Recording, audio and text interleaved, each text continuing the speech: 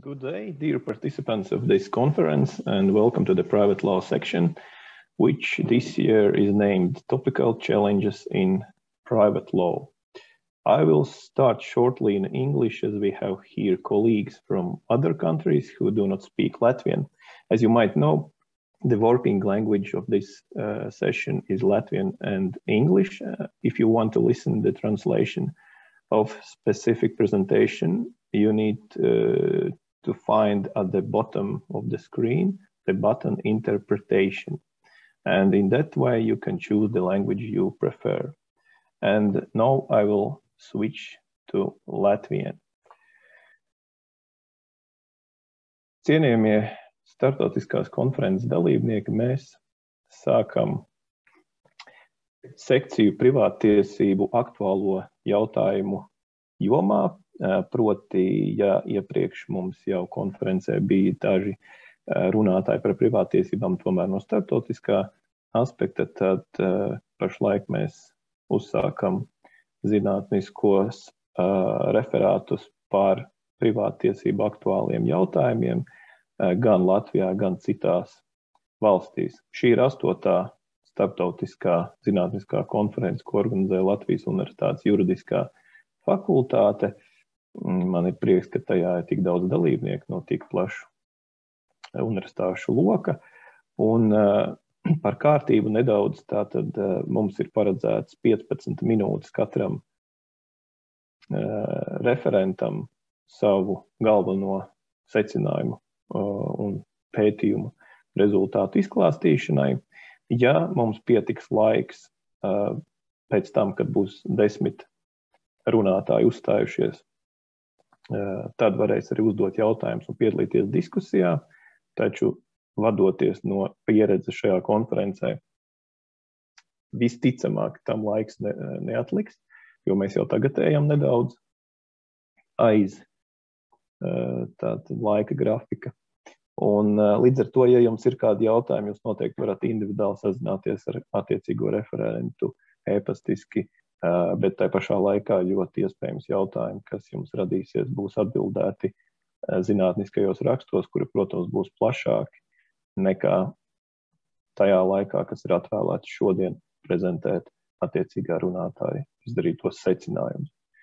Un kā pirmo runātāju es vēlētos aicināt profesoru Jānu Rozenfeldu no Latvijas Universitātes, kura tēma varbūt pat nedaudz savīs kopā ar iepriekšējā sekcijā runāto krimināltiesību jomā, kur arī bija pieskaršanās par manas konfiskāciju. Nu šeit ir konkrēti par īpašumtiesību izbeigšanos ar lietas konfiskāciju un zemesgrāmatu publiskā ticamība Latvijā. Lūdzu jums vārds un lūgums mēģināt iekļauties 15 minūtēs. Thank you very much, Professor Karklinch, for introduction. And as you already heard, subject of my report will be termination of the ownership rights by way of confiscation and the public reliability of land register in Latvia. We already heard at this conference very interesting and profound analysis by Mr. Kūtris of what is named in his report confiscation of property without a convicting judgment. So as a professor who is mainly interested in property rights, I have not very much to say about confiscation as such, because this is a subject which is regulated mainly by criminal law and by administrative law.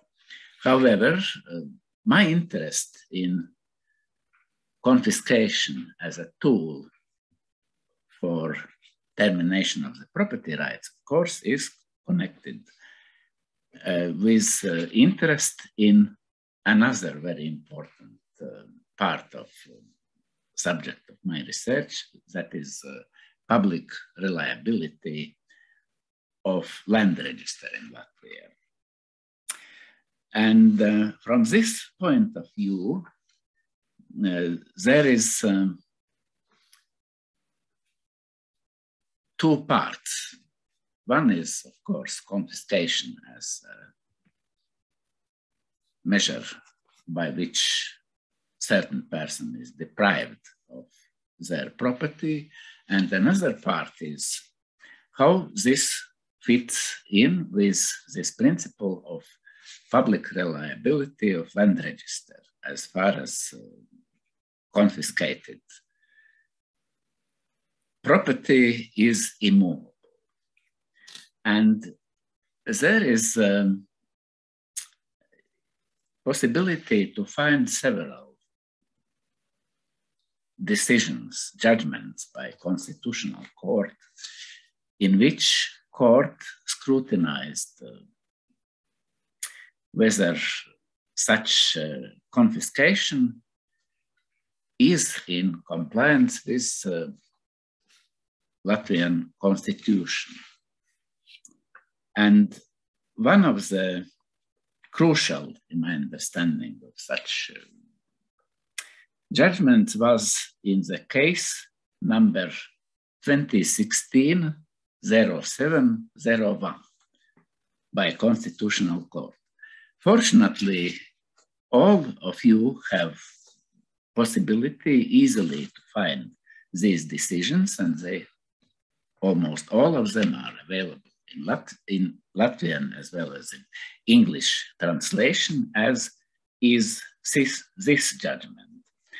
And this judgment was devoted, as is stated in the beginning of this judgment, to the issue on compliance of section or article 356 and 360 of the Criminal Procedure Law with the several articles of the Constitution of the Republic of Latvia, and inter alia with Article 105 of the Constitution of the Republic of Latvia.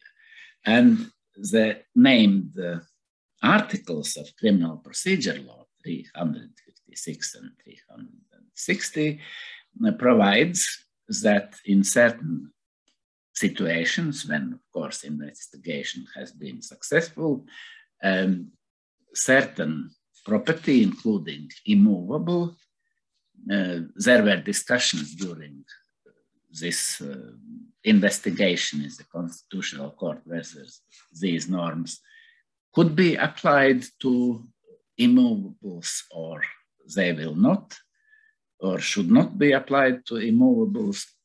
But after all, court decided they are applicable to the immovable. And so this issue of taking away certain immovables directly interferes with the principle of public reliability of land register of Latvia. History of this case was following. Applicant acquired immovable, and he acquired this immovable in good faith. Nobody contested this fact. Applicant stated that contested norms, Article 356 and 360 of Criminal Procedure Law, interferes with principle of defense of good faith acquirers' interests. Court listened to several witness statements, including Mr. Kūtris' statement. Mr. Kūtris inter alia stated that in his understanding as being one of the co-authors of these contested norms, they could not be applied to immovable. Nevertheless, court decided that not only these norms are applicable to the immovable, but they are also in accordance with the Constitution, and for this reason, applicants' arguments should be rejected. This judgment raises several important issues regarding this principle of public reliability of land register.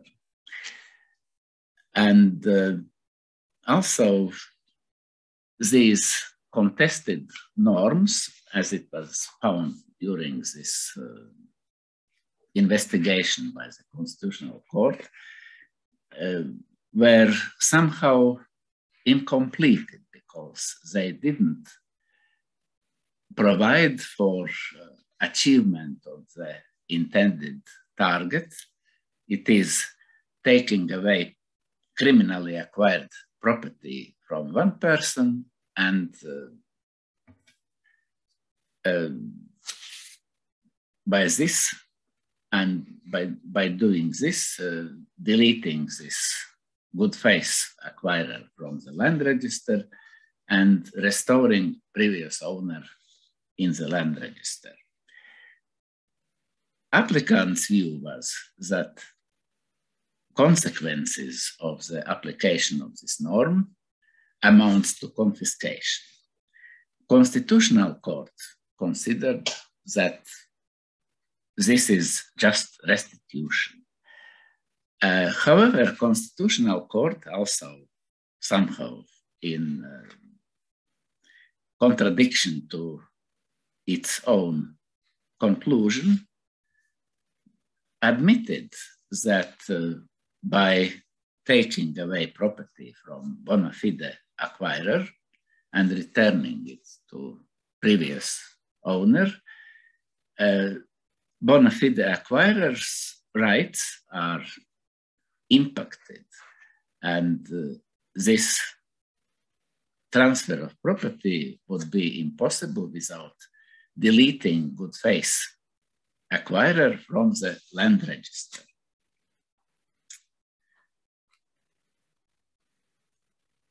Constitutional Court, in providing this decision, delivering this decision, grounded this decision on the conclusion that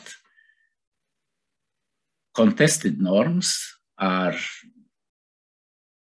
excusable, quote, excusable exclusion, excusable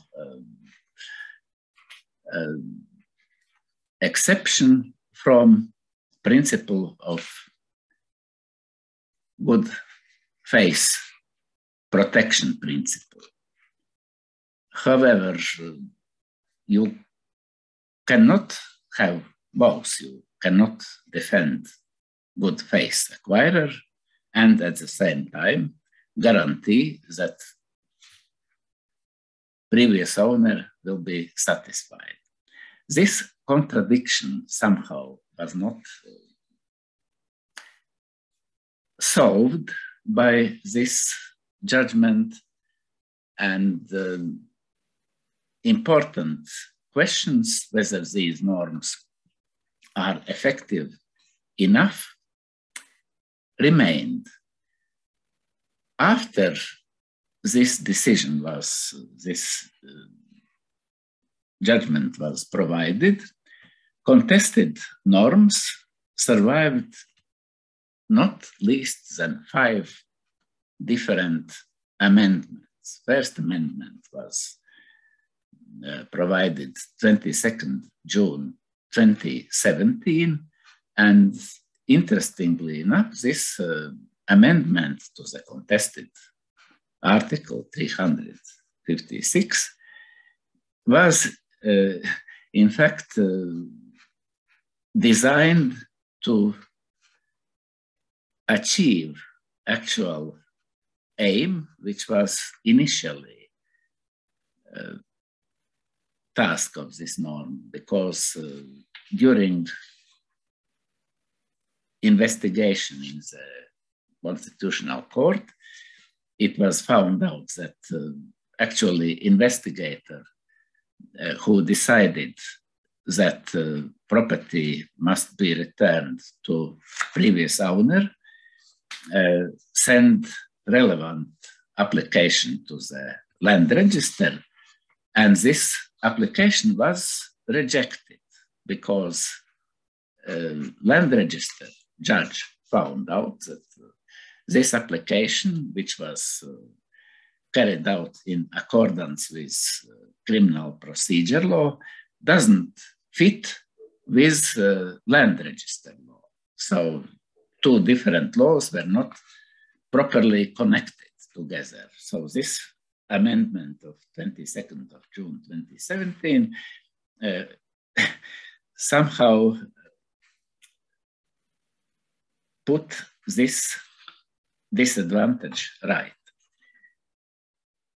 Last amendment to criminal procedure law was made in Article 360 this year, March 4th, 2021. And last amendment, at least I got such impression, was devoted to one quite well-publicized case when well-known personality in Latvia acquired apartment again. And after this apartment was bought in good faith, it turned out that this particular immovable was already under investigation for several years. Nevertheless, investigator somehow did not bother to inform land register that there is a problem, and this tainted property, so to say, remained in circulation, and so this ill-fated acquirer bought it. After that, he received information that property is seized and that the following step would be inevitable confiscation of this property from good faith acquirer. And so he started to complain about this and complained publicly, and this caused several comments. People provided similar situations in which they also somehow bought such problematic immovables. And this outrage, so to say, coincided with latest amendments of contested norms, dated 4th of March 2021. This, in my understanding, confirms my doubts about effectiveness of these contested norms and puts question whether these norms are in harmony with this principle of public reliability of land register. This is, in short, subject of my research and subject of my report. So I would like to end here and thank you for attention. Liels paldies, profesor, par tiešām aktuālu.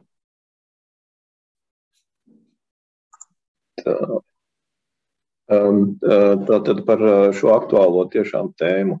Turklāt, papildinot arī no saistību tiesību viedokļa, šī tēma vēl paliek interesanta tādā aspektā, ka Krimināla procesa likuma 357. pāns 4. daļa pasaka, ka visi noslēgtie nomas vai īres līguma konfiskācijas gadījumā nav spēkā, kas savukārt ir pretrunā saistību tiesību regulējumam, kur var nodot nomā īrē svešu lietu, un tāpēc līgums nezaudē spēku, jo varbūt līgumā ir dažādi cilvēciskā aizsardzības līdzekļi, līgumsodi, kas ir paredzēti par šādu gadījumu, un krimināla procesa likums mums iejaucās saistību tiesību jautājumos. Tā kā arī šajā aspektā noteikti tēma ir ļoti aktuāla, un tiešām arī nākotnē var radīt arī dažādus cilvēciskus strīdus, kas ir jau sekas konfiskācijai.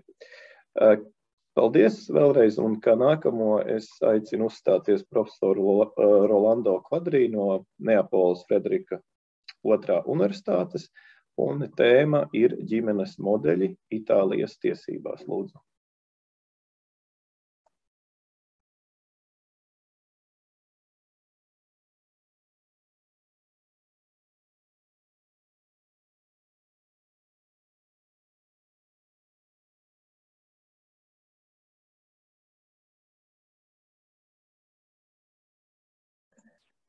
Vai mums ir Rolando Quadrī kungs? Es paskatīšos.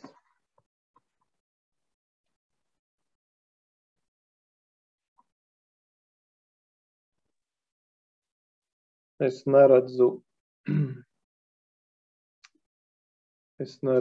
viņu dalībnieku sarakstā, kas ir pieslēgušies. Aivi, vai tu vari apstiprināt, ka viņš nav pieslēdzies?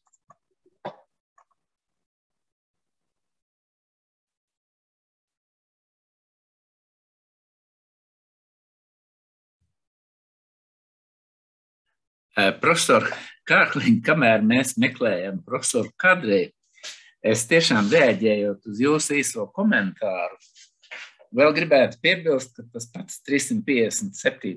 pants, ja nemaldos, arī norāda, vai viena no šīm normām ar vieglu roku pārsvītro visas ķīlas tiesības, kādas vien ir nodibināts uz nekustamo īpašumu. Vienkārši, tik plaši, protams, neizdevās to visu apgaismot, bet jā, problēma katrā ziņā eksistē. Jā, tiešām. Es ceru, ka rakstā tas arī būs atspoguļos, protams, plašāk. Acīm redzot, Rolando Quadrī vai ir problēmas tehniski pieslēgties vai citi iemesli. Mēs vienkārši varam samainīt tad uzstāšanās kārtību, un tad kā nākamo es aicinātu Lauru Rasneču, Latvijas universitātes pasniedzēju, kura tēma ir Latvijas civillikuma norma par atbildību par kaitējumiem, kas nodarīti rīkojoties ar bīstamiem priekšmetiem, mehānismiem, procesiem un vielām iespējamie uzlabojumi, kas acīm redzot šeit faktiski tiks analizēts jautājums par cilvēciskās atbildības dažādām niansēm. Lūdzu. Thank you very much, Professor Kārkliņš. I will present my findings and my thoughts in English.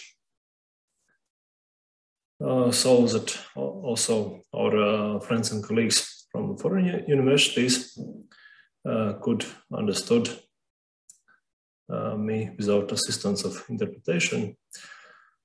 And yes, my research for today is related to, in my opinion, very interesting and yet very controversial and discussable question in Latvian law, and also not only in Latvian law, but in broader terms as well, regarding liability for damages caused by abnormally dangerous activity. And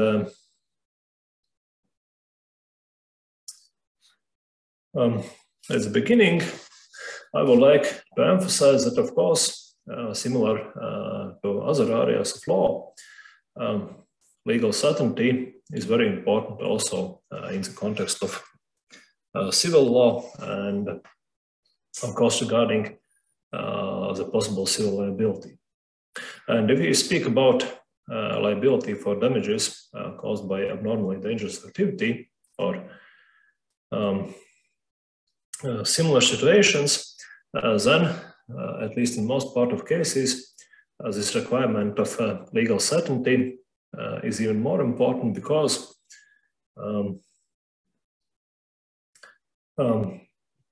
the liability consequences in these situations are harsher.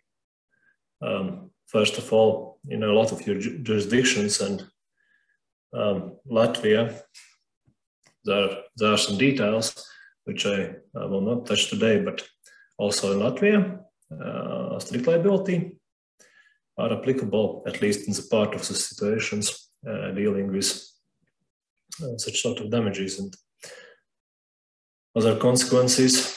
And of course, the amount of liability also could be quite substantial.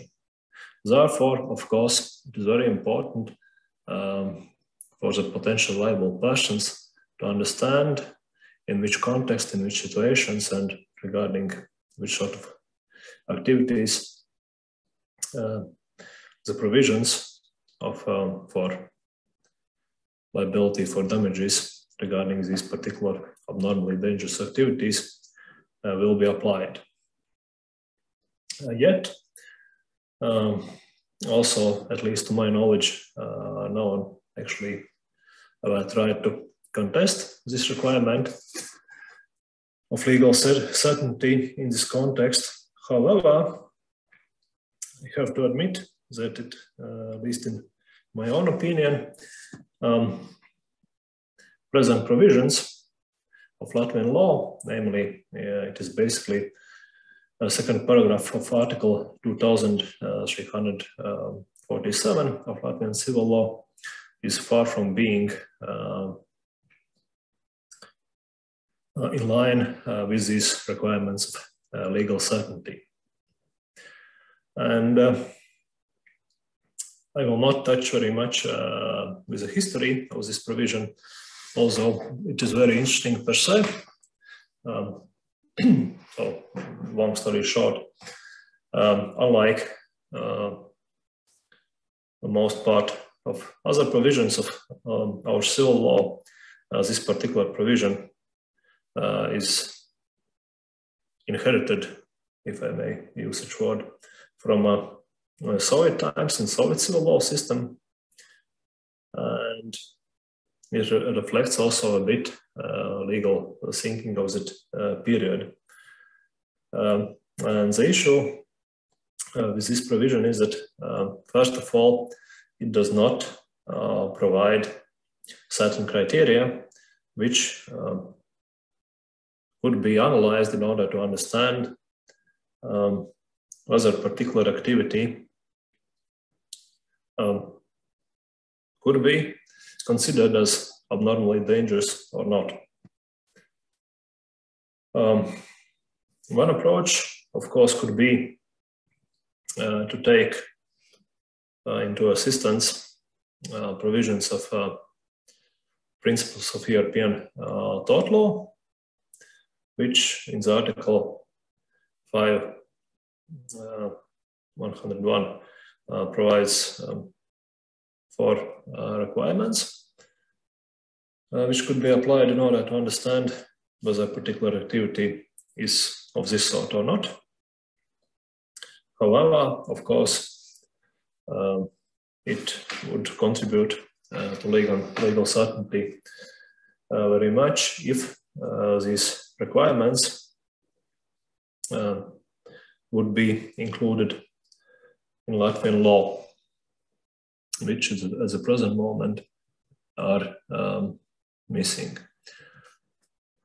What is also interesting regarding current Latvian law is that these amendments from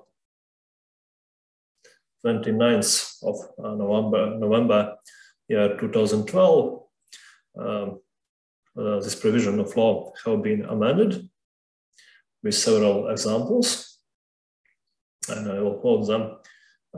Transport, so basically should be understood as the use of transport, enterprise, construction, dangerous substances, and others,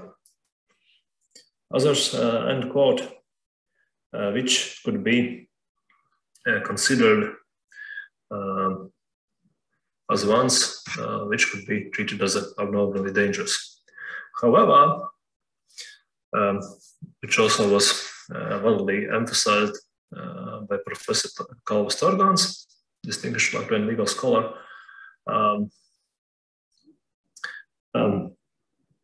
Not every use of transport, not every use of enterprise, or not every construction should be considered as abnormally dangerous. Therefore, it may sound a bit ironically, however, the truth is that actually these amendments have not contributed to some sort of certainty or legal clarity of this provision, but to the opposite. So made this legal provision even more controversial.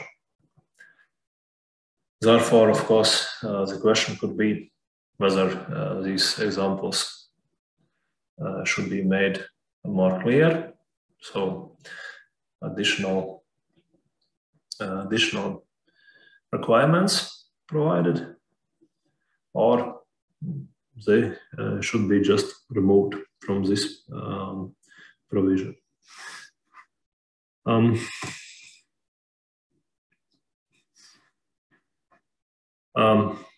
Another interesting point regarding Latvian law, and not only Latvian law, but it has been a matter of discussion in other countries as well, whether the requirement for activity not to be a matter of common usage should be taken into account when deciding whether a particular activity is abnormally dangerous or not.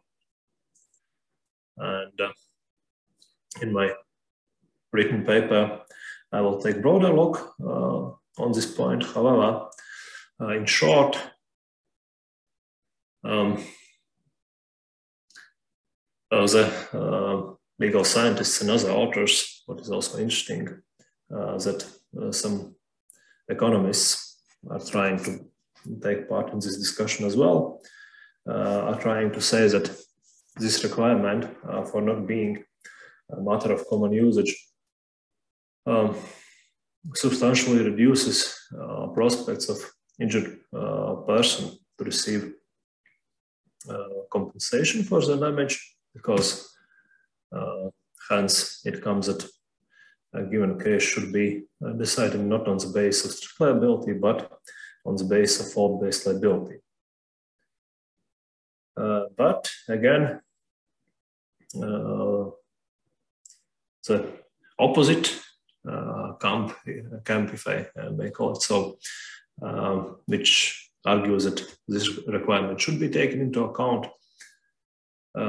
is stating the position which I'm personally I also support such positions, that if this requirement or not to be a matter of common usage will be removed,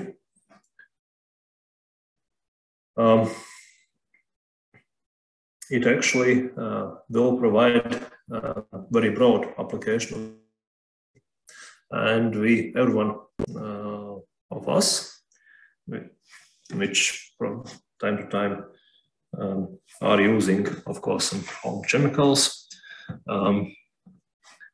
some usual motorized vehicles, we may find quite easily ourselves to be liable for the damages which was caused by something which would be later considered as a abnormally dangerous activity. And therefore, it will again impose a danger of legal certainty, and it also will, or at least may, create situations which German scholars are calling Haftungslawinen, so the avalanche of liability, that potential risks of liability may amount to such level which actually will prevent society from using of several things, which in general could positively contribute to the society, which is also, of course, not a result which at least I personally would consider it.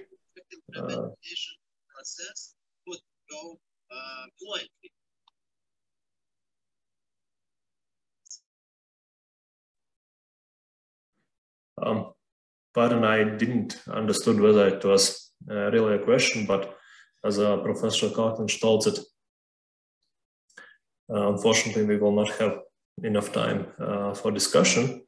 Therefore, I would like to kindly invite all the colleagues which have questions to send me a short email, and whether by email or maybe we could find some time in another day to make Microsoft Teams or Zoom call. I would be glad to discuss them, but for now I shall go on, and therefore I would like to say that, of course, such consequence I do not find acceptable, and therefore, of course, this requirement for not being a matter of common usage is also important, and as such, I would propose to explicitly provide it in Latvian law as one of the criteria, because otherwise, also our current case law shows, not in every case it is sufficiently taken into account.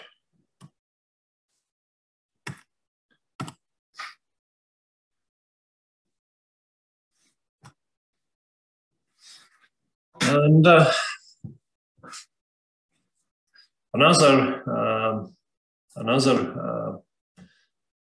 requirement also mentioned in the principles of European tort law. However,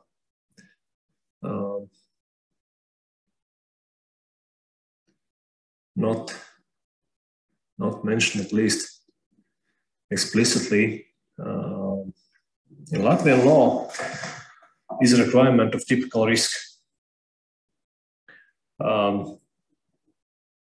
Again, it is quite an important criteria because it allows the one who operates abnormally dangerous activity to consider whether in a given situation this activity should be performed or not, and also it allows to decide about reasonable precaution measures. Also, of course, as we all perhaps know, the risk, of course, could not be removed completely even by these precautionary measures. But anyway, of course, such measures can contribute to at least minimizing the risks. And therefore, the law should provide, to the extent possible, the guidelines how these typical risks could be defined. And as a positive example, I would like to mention the provisions of Dutch civil law, which, first of all, explicitly mentions these criteria of typical risks, and also provides, at least in some case, for instance, regarding mining operations, even the list of these typical risks. Of course, not in all areas it would be possible to define these typical risks in advance, but at least in some part of them it is possible, and at least it would be also useful to provide at least general guidelines how to define them. And two last points.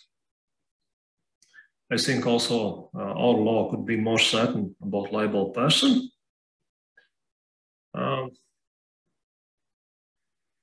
Basically, it should be the one who directly performs particular activity, and usually, however not always, it shall refer to specialists and professionals regarding particular activity.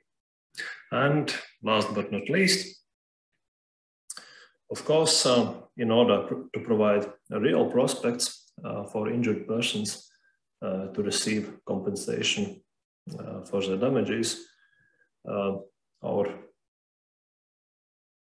country and parliament, in my opinion, should reconsider the requirement of compulsory civil insurance, because in fact it is the only real mean which ensures the possibilities for injured persons to receive compensation if they have faced damages. So in short, from my side, this is all, and I would be happy to receive some comments from you via email, as I told, and also these my ideas will be more broadly explained in coming paper. Thank you very much. Thank you very much. I will proceed in English, as I understood there were two speakers from Latvian and both spoke English, so there is no need to continue with Latvian. Of course, translators are ready to translate. Especially, I will continue in English, as there are speakers only from other countries, so no need to speak Latvian right now. Thank you very much one more time for your very interesting presentation. And from my side, I can add only that this topic is especially relevant in Latvia. As you said, we have quite old civil code, and also this article 2347 needs to be modernized. And especially one of the topic is whether exclusion of liability would be cause fortuit case. As we know, in some countries, it is an exclusion of liability. Okay, now I am glad to give a floor to the speakers from three countries, Latvia, Lithuania, Estonia, and I guess Ramūnas Birštonas, professor, will present topic of the principle of appropriate and proportionate remuneration in copyright contracts and its implementation in the Baltic states. Am I correct? Correct. Good afternoon, colleagues. Can you hear me? Can you see me? Yeah, good. Yeah, fine. Thank you. Just in a second, I'll try to share my slides.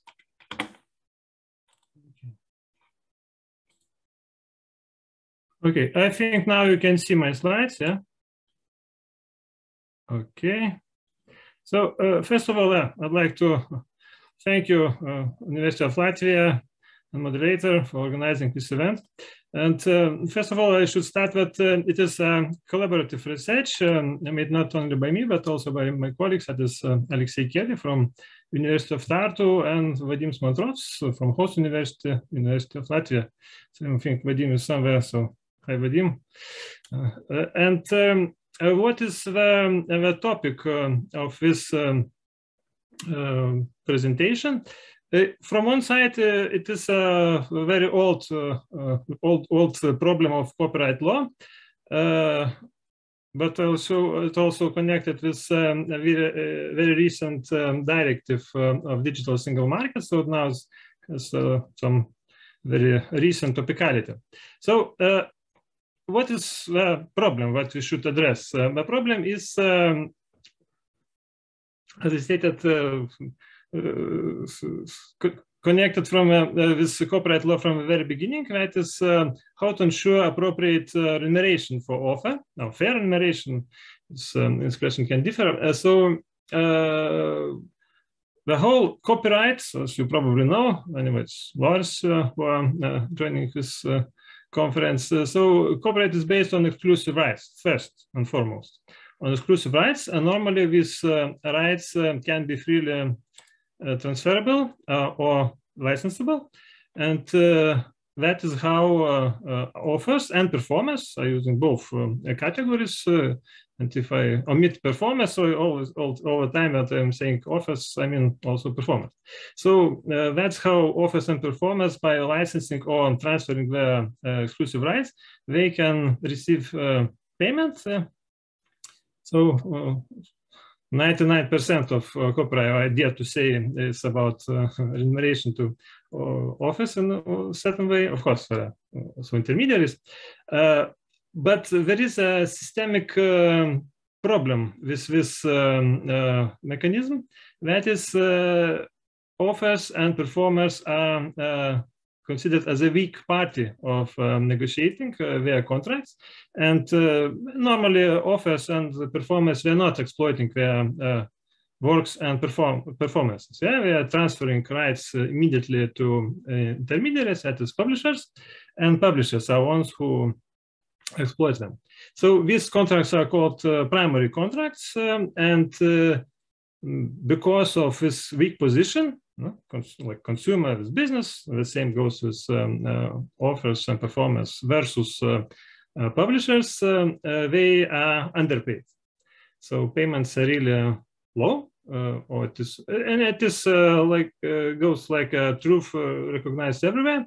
And besides that, it is like an obvious statement. There is certain empirical data which actually confirms that, in fact, yes, authors and performance are significantly below their income, below median income. So this is not a fantasy; it is a real problem. Okay, so copyright law is quite old part of law, but still this systemic problem persists. And let's see how it is addressed in international and European Union level. So on international level, it is not addressed at all. There are no direct provisions dealing with these problems. This is problem of transferring or licensing rights in primary contracts. Maybe you can find some indirect ways to say that their financial interests are ensured, but they are not direct ones. And as we come to European Union, so before the Digital Single Market Directive, again, this question was left outside regulation. First of all, because until this very directive, Digital Single Market in 2018, European Union decided to left copyright contracts aside from harmonization. It was considered maybe, first of all, we did not see internal market problems. Then maybe we saw too complicated process to make harmonization in this field. So in any case, there was no strong and direct intervention in copyright contracts. There's only several, and in particular 3 provisions in all European Union directives. That is, first of all, so-called residual right to remuneration after transfer of exclusive rental right. And maybe this is the most horizontal and most effective, at least theoretically, instrument. Then remuneration for the sale of original work of art, and third, supplementary remuneration for phonogram performers. So maybe first, only first one is working on a horizontal level, but again, the problem is that rental right today became almost obsolete, and as it comes to Lithuania, it is totally obsolete because we don't have a single rental outlet left. So actually, there's zero income coming from this, right?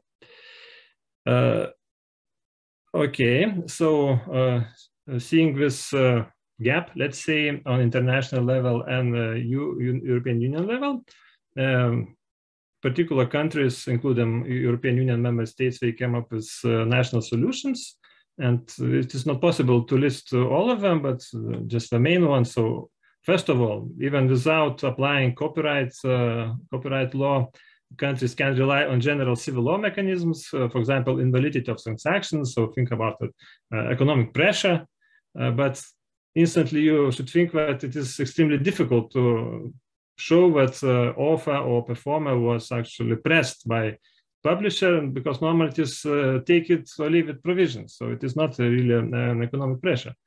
Yeah, so you need something more. So maybe sometimes you can try mistake, but again, it is not so easy to prove mistake applying a general standard of civil law. Then you can apply general contract interpretation rules and to work a little bit in favor of offer performers, revocation of contracts.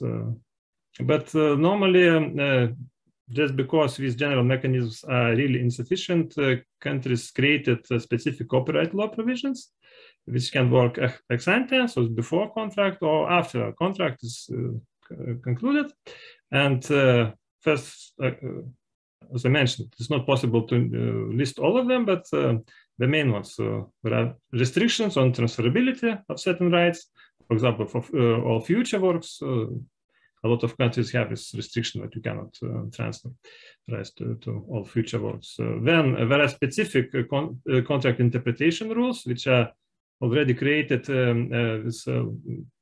taking into account this weak position of authors and performers. So they are really more efficient than general interpretation rules. Then can be specific grounds for contract revocation, especially for non-use of work or performance. Then more and more popular becoming specific rules on remuneration. And especially residual remuneration rights after transfer of exclusive rights. So as I mentioned, there is one right in the European Union legislative acts, but performers, especially performers, were very active proposing expand this notion and apply it to other exclusive rights as well. And this initiative was very strongly felt while negotiating the directive, and now during the implementation phase of the directive. And the last proposal to include this residual remuneration rights are left after the exclusive right is transferred. It's combined, necessarily it is combined with mandatory collective management. That's not performers or authors themselves are going to enforce this remuneration right, but only collective management organizations can do that. Okay, and so it is true when we turn to Baltic states. So I created this matrix concerning the most popular ways to ensure remuneration, fair remuneration for authors and performers, which we can find in our three countries. So there is no point to discuss each and every point in this matrix, but I like to make two general statements. So first of all, we can see that not a single provision is applied uniformly across our three states. So not a single line. You can see the same answers. So in all these four instruments, we see differences. So even can say that we have really close connection, and our copyright law regulation is really very similar. Still, these instruments that we do apply to ensure fair remuneration, they are quite different. Well, second statement is maybe less important. Try to think which countries the most protective, and I decided that probably Lithuania has the most protective regime, while Estonia is applying the least protective regime, and Latvia is in the middle. But again, this statement is not very strong, because we can see that, for example, in Estonia, they apply residual remuneration rights wider than we have in Latvia and Lithuania, and so sometimes quality can be more important than quantity. So I stay like this is not so very, and actually it's not very important statement for our discussion, which country applies like the strongest standard. The most important that we apply quite different, but we do apply. And we should add to this four instruments, of course, with three norms that we already saw coming from European Union. Okay, so that was the situation before the directive, Digital Single Market Directive, which was enacted in 2019. And what was novel with this directive is that it introduced the general principle of appropriate and proportionate remuneration in famous Article 18. And also in the same chapter, and obviously connected with this main principle, there are several more norms. That is on transparency obligation, contract adjustment mechanism, alternative dispute resolution, and right of revocation. So with, let's say, 4 instruments we are following, and they will be implemented. So we pose less uncertainties and problems. So now let's turn to this main principle of appropriate and proportionate narration. It is stated in the part 1 of direct Article 18 that member states should ensure the application of this principle. But in the second part of the same article, this principle is somehow mitigated and well, made more ambiguous because it is stated that member states shall be free to use different mechanisms and take into account principle of contractual freedom, which goes directly against protection of authors and performers, and fair balance of rights and interests. So this second part leaves member states with really wide discretion. And this results that you can read this article in 2 different ways. First of all, you can read that this article just introduces a principle, and this principle is applied throughout the whole cycle of contract until the very end, ex ante and ex post, and it's up to member states how to ensure it. And second thing, maybe more narrowly, that it is ex ante measure, that all countries should include certain ex ante measures to ensure appropriate and proportionate remuneration. But then you need something more than just state this principle. So, as I said, I think both readings are possible. Maybe some advocate that only second reading is correct. And now we're turning how Baltic states are going to implement this Article 18. So here I have to make a disclaimer that we do not have laws in place. In fact, when we decided to, our group to present this, make analysis and make this presentation and article, we had hope that when this day comes, we'll have laws, or at least final drafts. So this is not the case today. We have drafts, official drafts in Estonia and Lithuania, but not in Latvia. But we have, let's say, some unofficial information regarding Latvian draft. So we can see, still we can make certain conclusions. And we can see that implementation decision is very uniform, actually. In Lithuania and Estonia, it is totally the same, because in the main articles concerning that authors should be remunerated and performers should be remunerated, it is added just a phrase that this remuneration should be appropriate and proportionate. So the same phrase from directive is just transposed to national laws. And as I said, we don't have official drafts of Latvia, but from what we know and can guess, that the same mechanism will be used in Latvia as well. That just this phrase will be transported to Latvian corporate law, and that's all. And also, it is not important not only what we see, but also what we do not see. In our draft laws, we do not see any specific provisions, so no particular mechanism of implementation of this appropriate and proportionate mechanism principle. And I warn that this is my last slide, so I think I'll be right in time. So what the main conclusions can be made? So all 3 countries, they are very uniform in their implementation mechanism.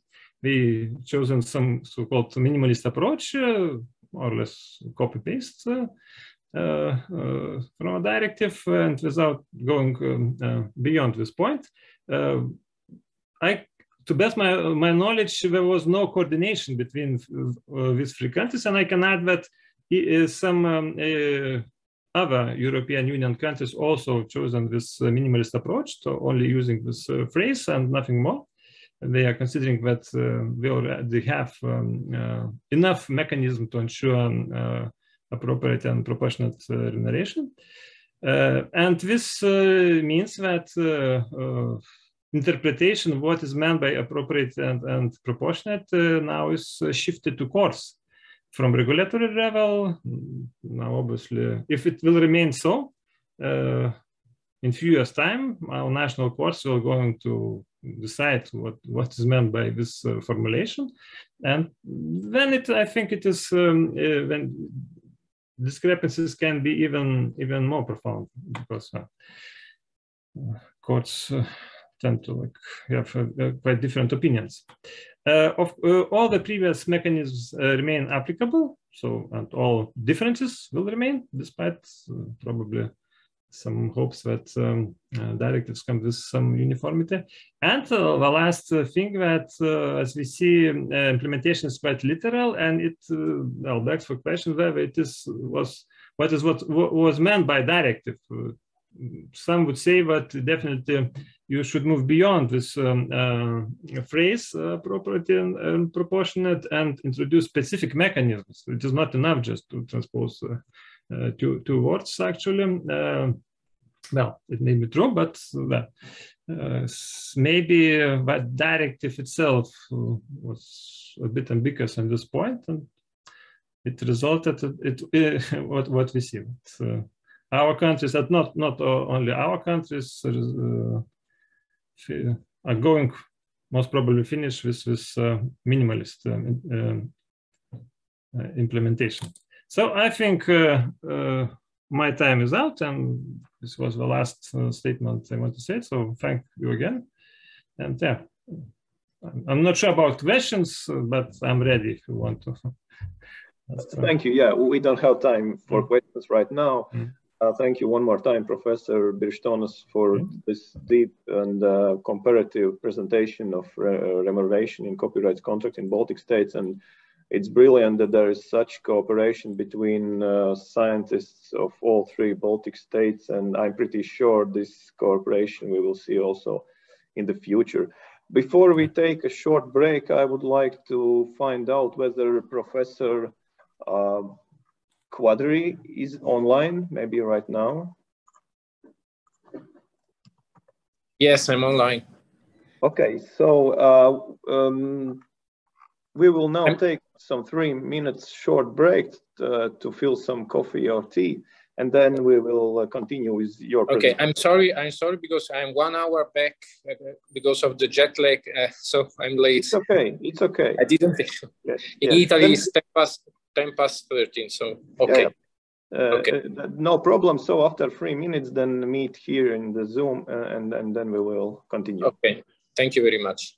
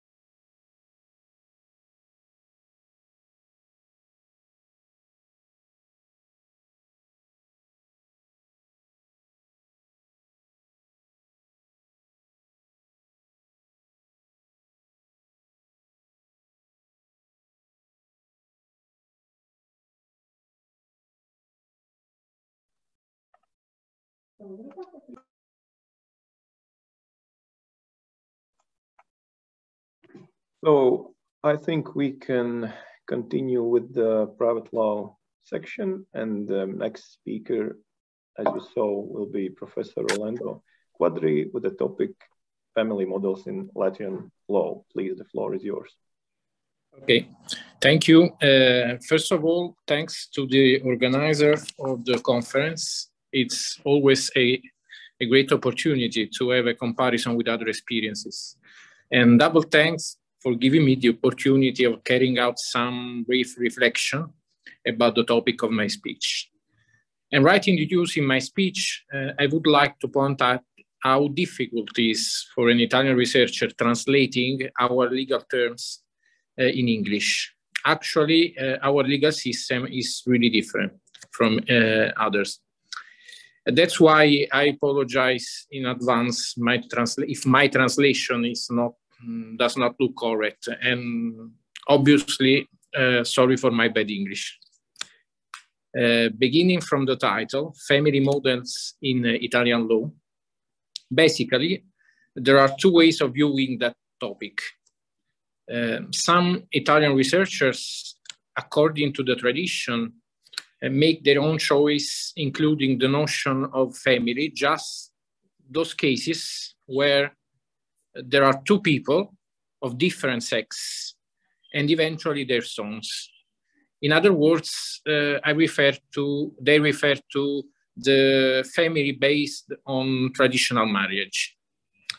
Some other, according to the evolution of social relations and to recent reforms, look at family as a notion, including all cases where there are two people of either same sex or different sex with stable emotional and spiritual tie. In this regard, I will soon show you the issues about sons.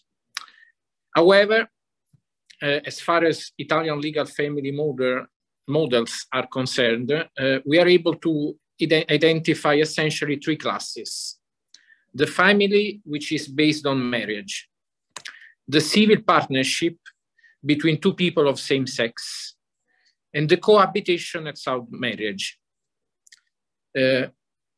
Now I'm going to refer to the family which is based on marriage. The family based on marriage has been for a long time, until 2016, the only family model regulated by law. Although for many years the cohabitations outside marriage have increased in their number all over Italy, the topic was not regulated by law, and just occasionally judgments, courts, constitutional courts introduced some rules. But the topic was not regulated by law until 2016. The family based on marriage, on traditional marriage in Italy, refer to two people of same sex, according to the rules of civil marriage, which are included in civil code, the rule of Catholic marriage, or the rules of other religious marriage, which are legally recognized.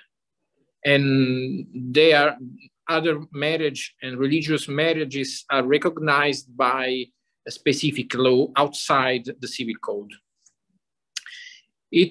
As I was saying before, it was only in 2016 that the regulation of a civil partnership, and now this is the second point, between people of same sex was introduced by law. The law was number 76. There are some significant differences between civil partnership and marriage. Our law did not extend all rules of marriage to civil partnership. Our parliament decided to introduce some specific rules for civil partnership, just recalling exceptionally and just in some cases, some rules of marriage. So we have specific rules for civil partnership. And there are some main differences between the two classes, traditional marriage and civil partnership. I can show at least two. A civil partnership cannot be settled according to religious rules. Only civil right is allowed. And this is a consideration about the settlement. Second point, people who are tied in a civil partnership, and that's a great difference, cannot adopt children. Our courts exceptionally, in special cases, recognize the possibility of one person of the couple of adopting children. For instance, when the person who gets tied in civil partnership was married before and had already children. So in this case, exceptionally, the other person of the civil partnership can be allowed to adopt the child. It was only in 2016 that the regulation of cohabitation and child marriage was introduced by the same law I mentioned before, the law number 76. The same law introducing the regulation of civil partnership. The cohabitation and child marriage arises from a contract, is a contract between two people of full age who are firmly and spiritually tied by a pair bond. As you can see, the rule does not refer to sex of people setting the cohabitation. So the cohabitation outside marriage can be settled by people of same sex and people of different sex. Some important aspects must be specifically regulated by the parties, such as property regime. Even in cohabitation outside marriage, people are not allowed to adopt children.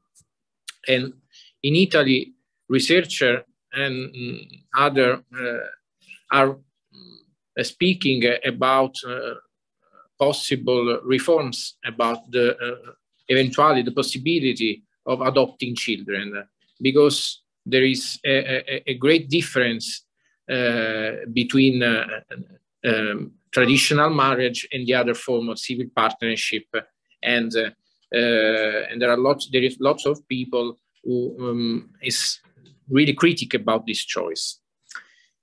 At the end of my speech, I would like to mention an important issue, which is related to what I think is a significant question.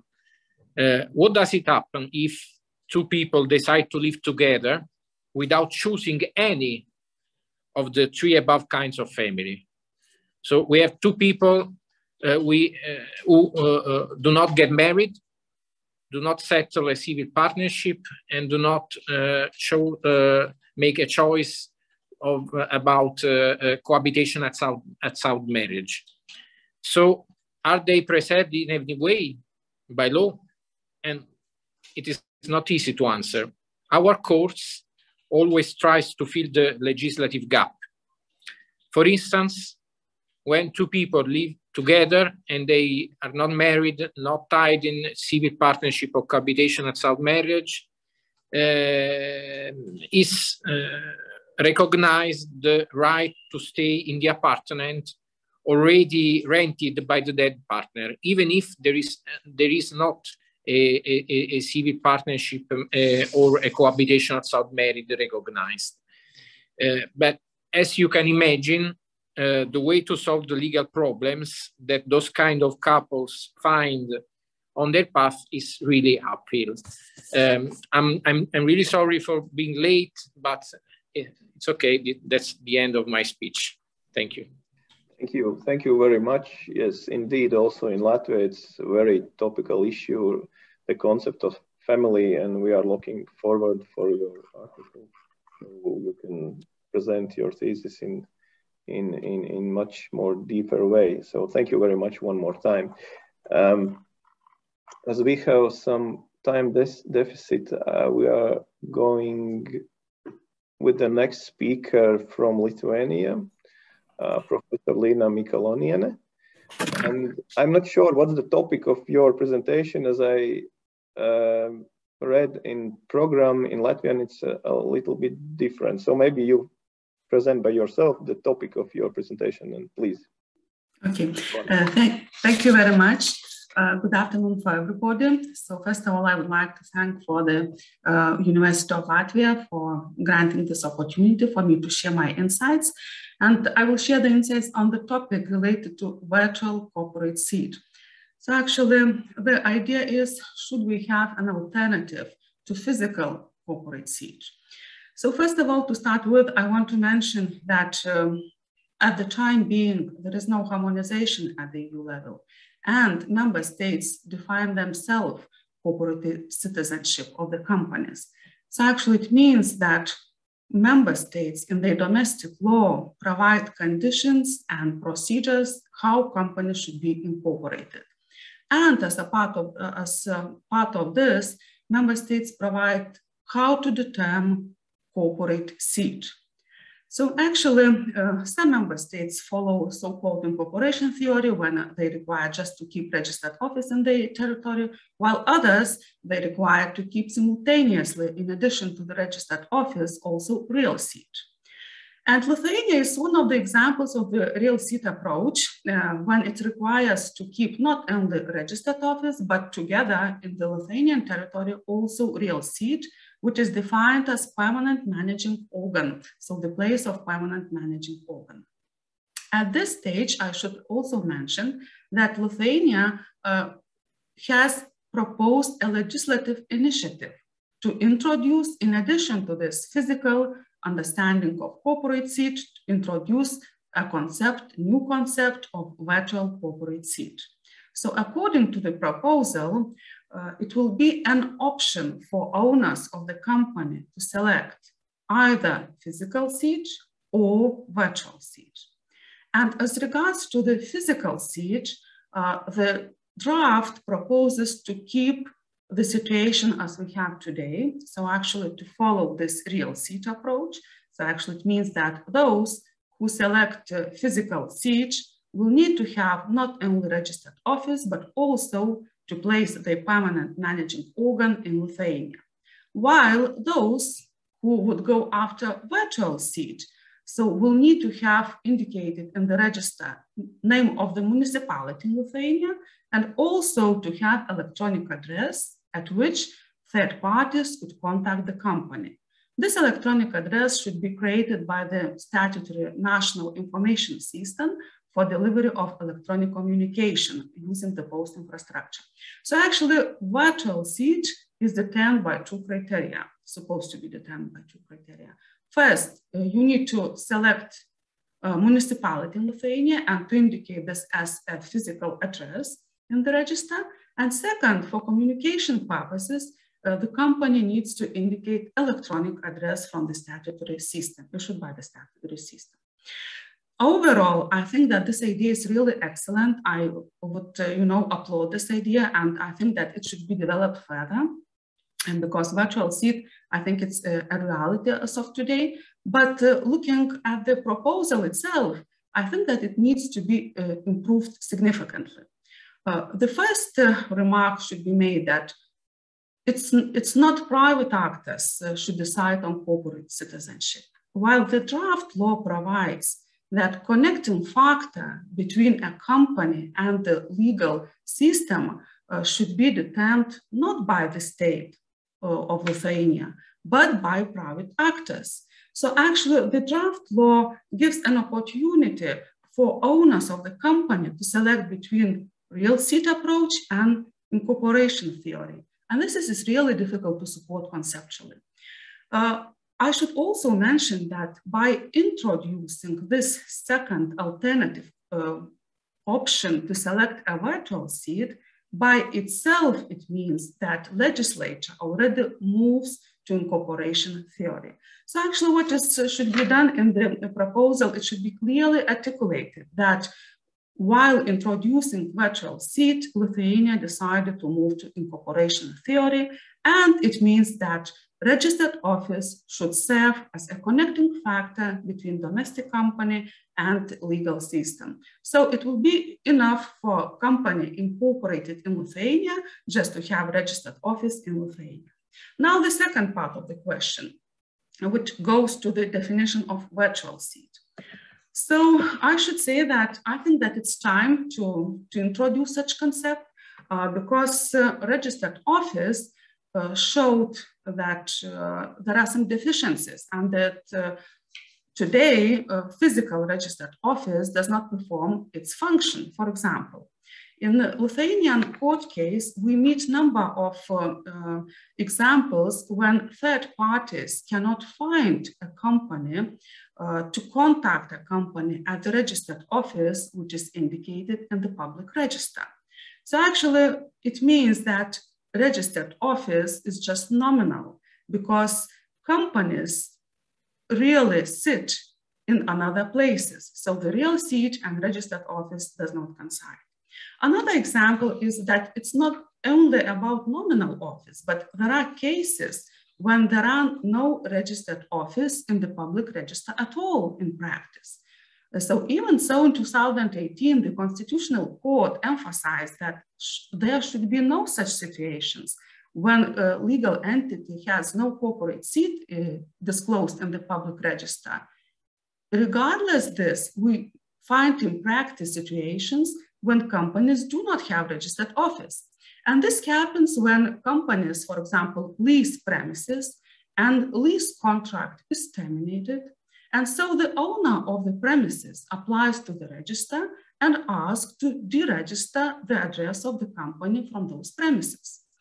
And the register needs to deregister a corporate seat from that premises. And if company does not provide any new data about the registration address, so actually it means that we have a situation when Lithuanian company is registered with the register, but it has no registered office. It was mentioning here that, of course, the register needs to inform company that it's possible to start compulsory liquidation. But in order to avoid compulsory liquidation, the company needs to demonstrate that third parties can reach the company. And one of the ways to demonstrate this is for members of the managing corporate body to show that third parties can contact at their addresses. So actually, there is no registration office in the register, but third parties can contact members of the corporate body. So we see that there can be nominal physical registered office, there can be no registered office at all. Further, digitalization contributes into this direction. So we know that especially after pandemic, COVID-19, corporate bodies started to use more widely practices when corporate meetings are organized online. So actually, in case corporate bodies work remotely, it would be really difficult, challenging, I would say, to determine the place, the real place where the body is placed. So actually, having in mind all these movements, I think that, and all these practical problems, I think that it's really a time to think about another type of the registered office. So it's virtual registered office in addition to the physical one. And actually, I should say that in this case, of course, there can be some problematic issues which should be dealt with, but majority of those issues, problematic issues, should be tackled either under cover of physical registered office or virtual. So both types of registered office, they share similar problematic issues. For example, how to reach the company, how to protect honest third parties, etc. And some peculiarities of digitalization, of course, might raise additional concerns in the case of virtual registered office. For example, how to access to digital corporate documents, how to gather evidence in the court proceedings, etc. But majority of those issues are not unique in the relation of virtual registered office. They also are similar in case of physical registered office. So actually, I argue that virtual registered office is a modernized version of physical registered office, and that this concept should be employed, and similar problematic issues with respect to safeguard of third parties should be maintained either under both concepts. And I want to mention that the draft, which provides definition of virtual registered office, also should be improved. First of all, the draft provides exclusive communication by third parties with the company in electronic way. So actually, it's considered that officially companies should be contacted by third parties only in electronic way, by using electronic means. And this special method, how they can be contacted, is use of electronic address, which is created by statutory system. Here, there are some drawbacks because only nationals of Lithuania can become users of those systems, of the statutory information system.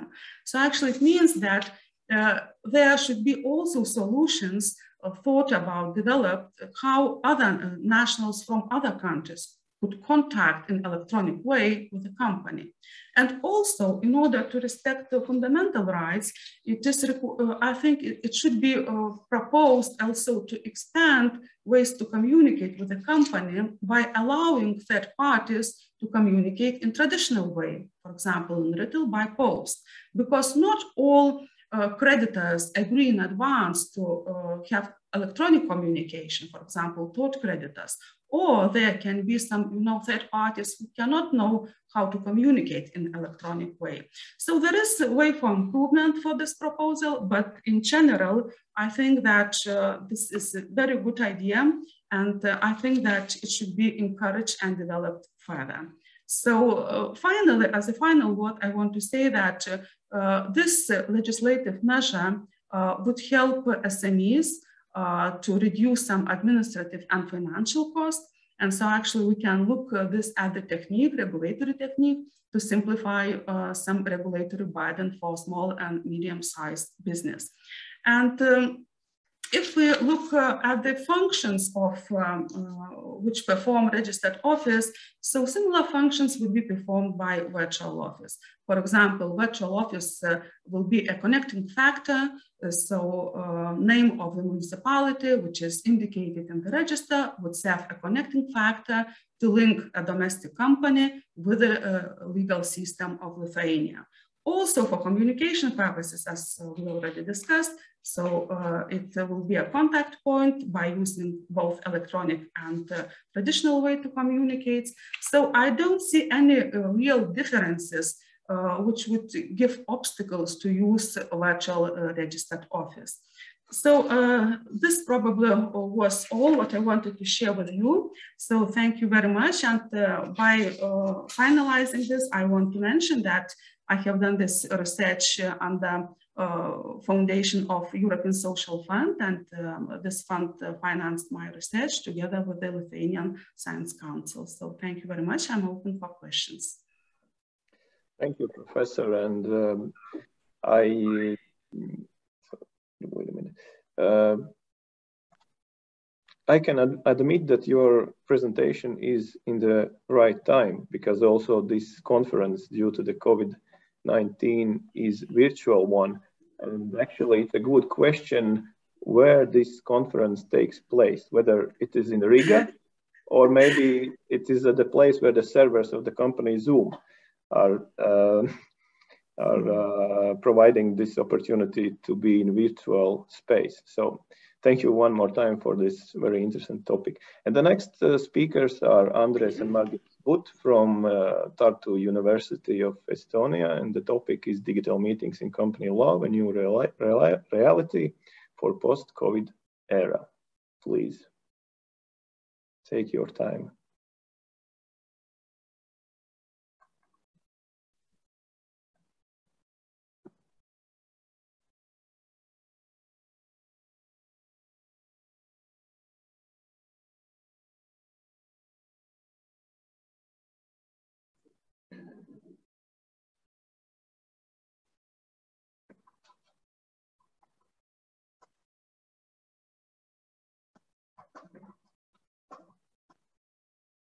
So we don't hear you.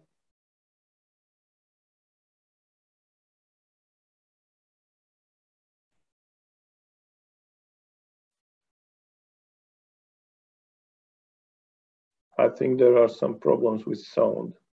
At least I don't hear.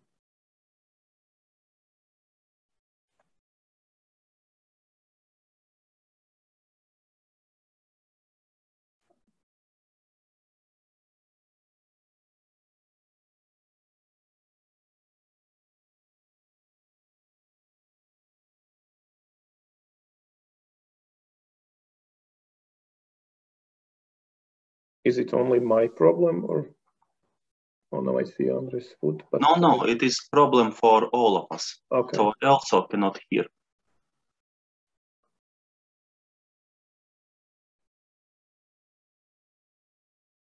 So we can see now Andres, but we don't.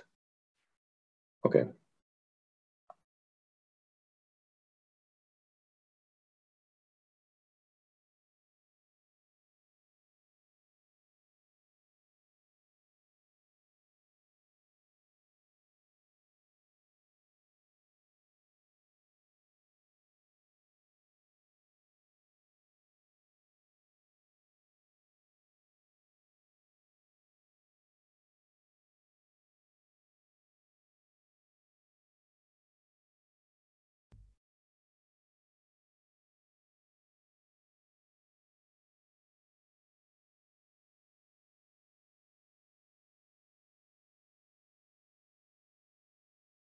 Okay, I hope it works now. Yes. Okay, Great. Sorry. Every time you use the Zoom, something is new and different. So was it today. Okay, first of all, I would like to thank Latvian University of Latvia for organizing this event and letting us to make our presentations. The topic of my presentation today is about digital meetings, and as I saw that many presentations have been connected to COVID-19, so is ours, but it is not about just topics related to the COVID crisis, but we would like to look at this topic a little bit wider. The first point is that where we have to start, it is the spring of the last year, when the world faced absolutely new situation where physical contacts were very limited, social distancing rules were introduced, and such general lockdowns did happen, and it was a situation where it was not to organize any company meetings in physical form, and the countries, I think it's not wrong to say that most countries in the world reacted on this situation by some legislative initiatives, and for me personally, the main question was that it was not about giving possibilities to have non-physical meetings, but for me the biggest surprise was that the world was absolutely not ready for such a situations. Okay, one can say that nobody was, but actually it is very good indication that nobody hasn't paid enough attention to real digitalization in at least in field of company law. The digitalization of company law has discussed already a long time, but I'm of opinion that that we haven't had any significant breakthrough in this field yet. Okay, there are regulations from European Union, and member states are also introduced some regulations, and they are not. I can't say that they are not important. Yes, of course they are, but the general approach is that it's using use of digital means is something extraordinary, something bad, something which doesn't work, and something we really don't need. And of course, such position of EU. I don't want to say that EU has done nothing. There are very important things, for example, like directive on online registration of companies, which is very, very nice actually, because they managed to copy Estonian situation.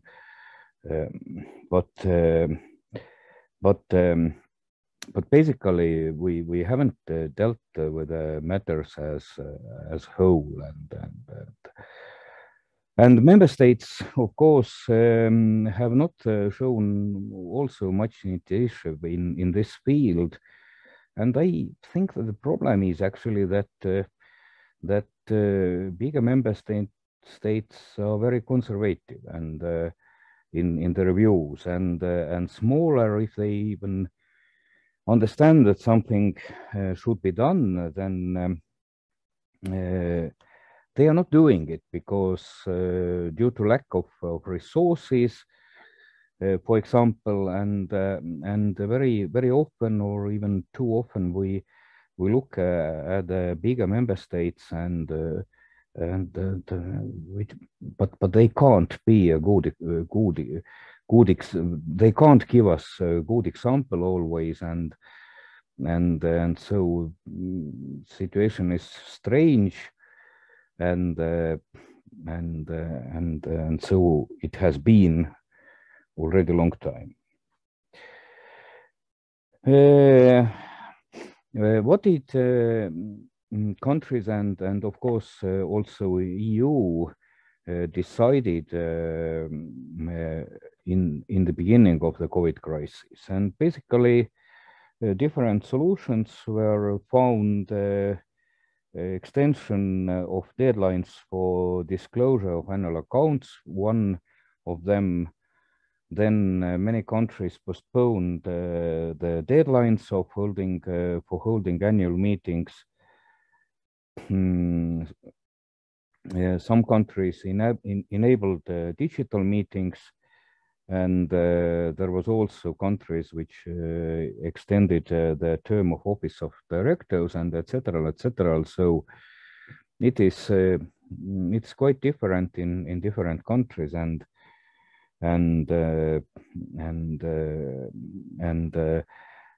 it was such.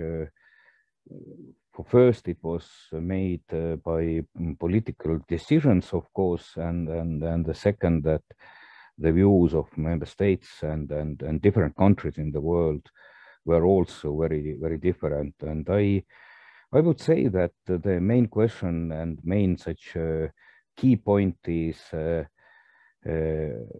how did countries looked at these regulations, and were they just ad hoc solutions for limited time, or some countries introduced also permanent rules, at least in some fields. As a general topic of this presentation and future article is about digital meetings, and I would like to follow with Estonian law and the possibilities of adoption of resolutions in companies in Estonia. Basically, we have three possibilities. One is traditional meeting of whoever shareholders, company members, the second option is distance voting, which means that that all company bodies can also make decisions in writing, and basically the model is very simple, that the board of directors should send out a draft of resolutions, and then shareholders or, for example, members of the supervisory board can vote on these proposals. And third is possibility to make such written resolutions, what means that all shareholders of the company or all members of the supervisory board have to agree with this decision. And so, as we can see, that the situation is there are several possibilities, and they are all in use. No, plus, of course, we have special regulations from the Shareholders' Rights Directive, which are very technical and very detailed, and to be honest, don't work in practice at all. But when I would like to follow with the first point and the meetings of the company. I think that the main role of law in this field is when we are talking about possibility to make decisions in companies, that law must provide companies with the means of decision making in the way that is best in the light of particular company, and not unduly restrict these opportunities. It means that all possibilities should be on the table. And I think that this principle was such founding principle when Estonia adopted in the May of 2020 such COVID crisis rules in field of company law. And what we did that all company bodies in every company, every association, every legal person may make decisions in virtual general meetings. This is general rule. It is actually, it stands in very general part. It's general law on general part of civil code in Estonia. I think it's common knowledge that we don't have such single civil code, but it is divided into separate parts and separate laws. But it is article what stands in the part of on general part on legal persons, and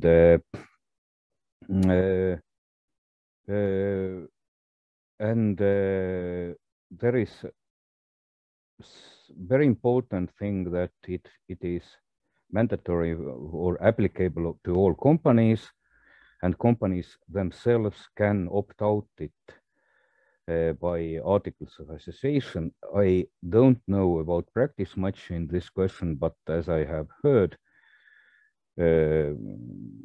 no companies have done it yet. And this rule is, the regulation is permanent. So we came out from the COVID crisis and with a regulation that provides permanent rules on virtual or digital meetings. How does it work in practice? First, and I think the most important thing regarding this rule was that according to this rule, holding virtual meetings is legal and it can't be a ground for challenging of resolutions.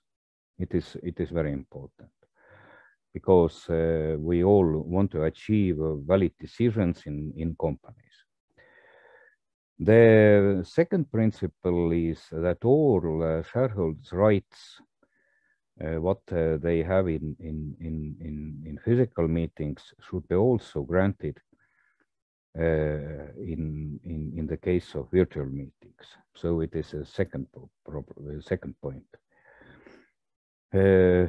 Question about how to do it is up to decide to every company, and I would say that when people are talking also that organizing such meetings could be very complicated, then I don't think that it is not possible. But the problem is very often that lawyers try to solve technical issues and find technical solutions. And sorry, colleagues, we are not able to do it very often.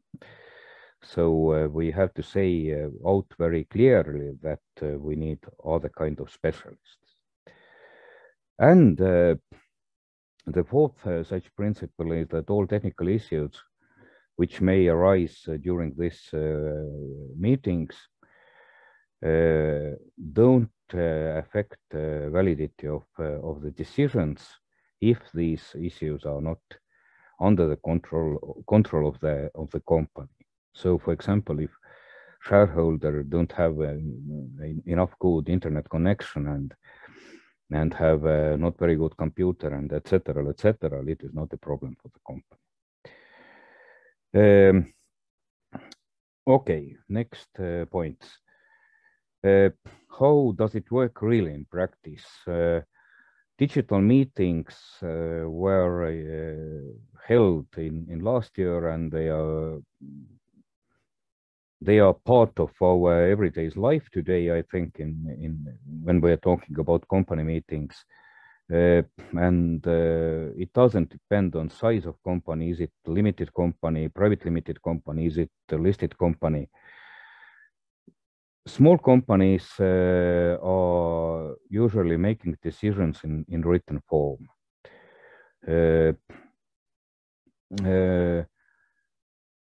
The future,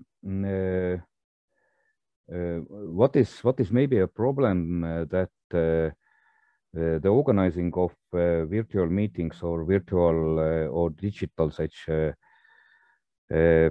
signing of decisions could be costly for companies. We don't have a uniform platform for that. The working group on company law review proposed to introduce such platform, but what will it ever happen?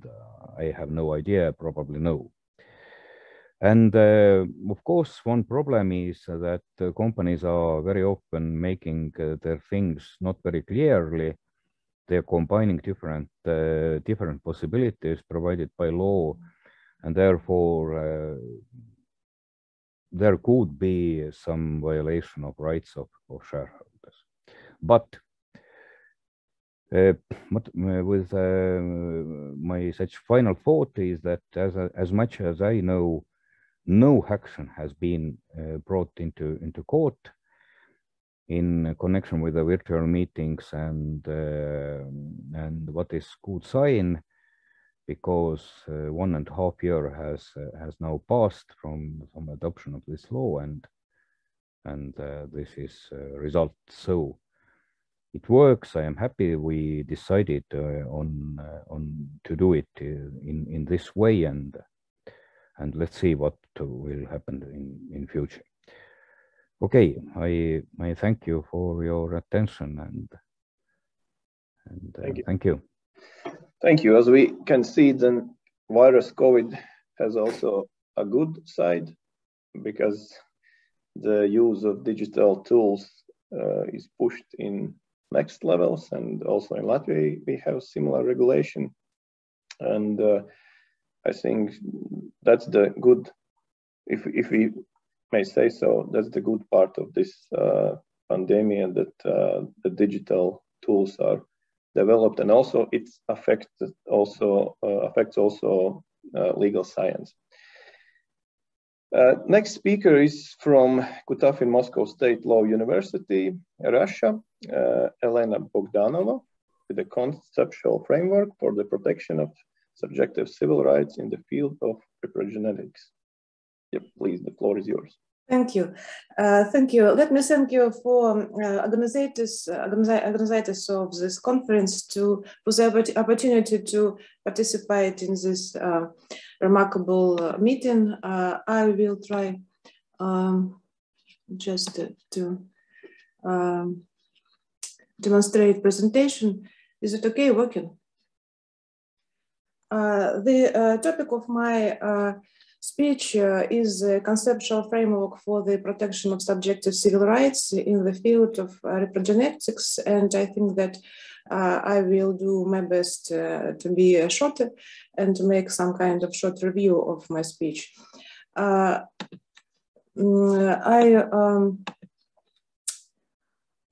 Need to say that the joint achievements of genetic science and biomedicine as in a sphere of assisted reproductive technology have led to the emergence new sphere of knowledge, reprogenetics. This sphere makes a lot of problem because as a result in the field of RT, assisted reproductive technologies, it became possible to use new genomic technologies such as preimplantation, genetic testing, and reprogenetics, which combines technologies in the field of reproductive medicine and genetics, helps to strengthen control over the genetic characteristics of children born. But as in the case of other types of scientific discoveries, society can limit or even prohibit the use of technologies aimed at improving human nature if there is reason to fear the occurrence of problems associated with its use. As a rule, when we are talking about procedure of vitro fertilization, IVF, we get several embryos, and the presence of several embryos created during IVF allows preimplantation genetic testing, PGT. During this procedure, one or more cells are taken from the embryo, which are examined for the detection of specific genes. And this method allows the identification of both desirable and undesirable genetic traits, and also allows parents to choose which of the embryos to implant in the woman's uterus. The use of this technology, of course, highly controversial, and for example, in Italian law, there is a rule stipulating that only 3 embryos can be created through this method and implanted into the female uterus. And the ban of the use of PGT was declared unconstitutional by the Italian Constitutional Court, and the later and judges of European Court of Human Rights make the same. When we are talking about United Kingdom law, embryo selection should be made available in case where the embryo has a significant risk of serious genetic diseases, in particular risks such as physical or mental disability, and maybe the same situation in France. When we are talking about this problem, we must say that the opportunity provided by assisted reproductive technology are sometimes used by parents in a way that is ethically and legally controversial, because when Professor Karpin said that and proposed the concept of negative improvement, by which she understands cases when individuals resort to certain socially condemned manipulation regarding the choice of an embryo at the stage of pre-implantation diagnosis. For example, if a parent chooses an embryo with the gene that causes deafness in the unborn child or other disease. In a one survey conducted by the US Center for the Genetic and Public Policy, it was found that 3% of PGT clinics provide couples who are seeking to select an embryo for a particular disease or disability with the appropriate information so that a born child will share the disease or feature with their parents. And in particular, a case has caused a public outcry when a deaf couple was looking for a sperm donor for a man with several generations of deafness in the family. In judicial practice, lawsuits are distinguished from the wrongful birth and wrongful life.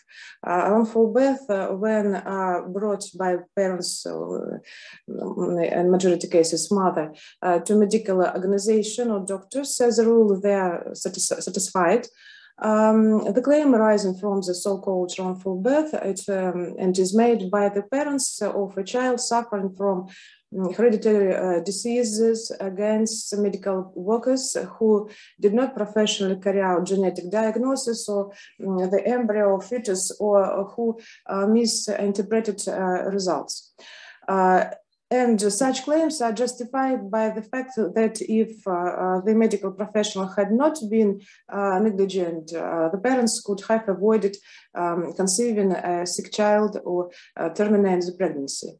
And claims about wrongful life presented by a child born with genetic defects to their parents, and these claims quite rarely recognized by the court.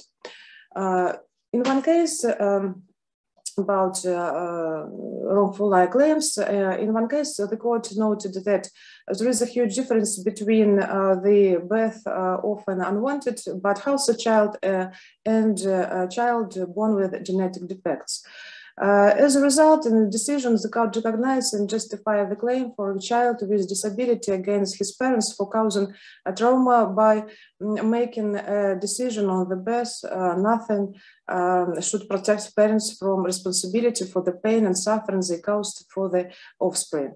The court concluded that the handicapped child has the right to recover damages for pain and suffering endured during his life, as well as compensation for material damage as a result of deterioration in his condition. Professor Giesen notes that the claim for wrongful birth includes a claim for damages to the child's parents, including the cost of raising him.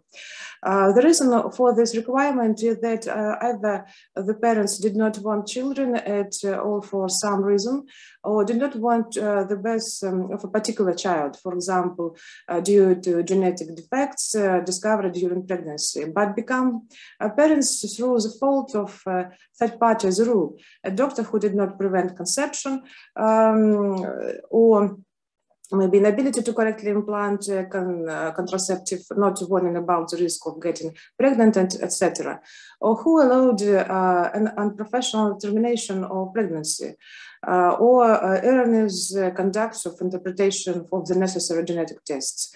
Moreover, in such cases, the child can be born both healthy and with various disease. For the majority of legal orders, this fact of no fundamental importance. As noted above, there is a requirement of wrongful birth. This is a requirement of a child, usually a disabled child, presented by the representative that is, first of all, by his parents against a medical organization or a doctor for having to endure moral and physical suffering due to disability.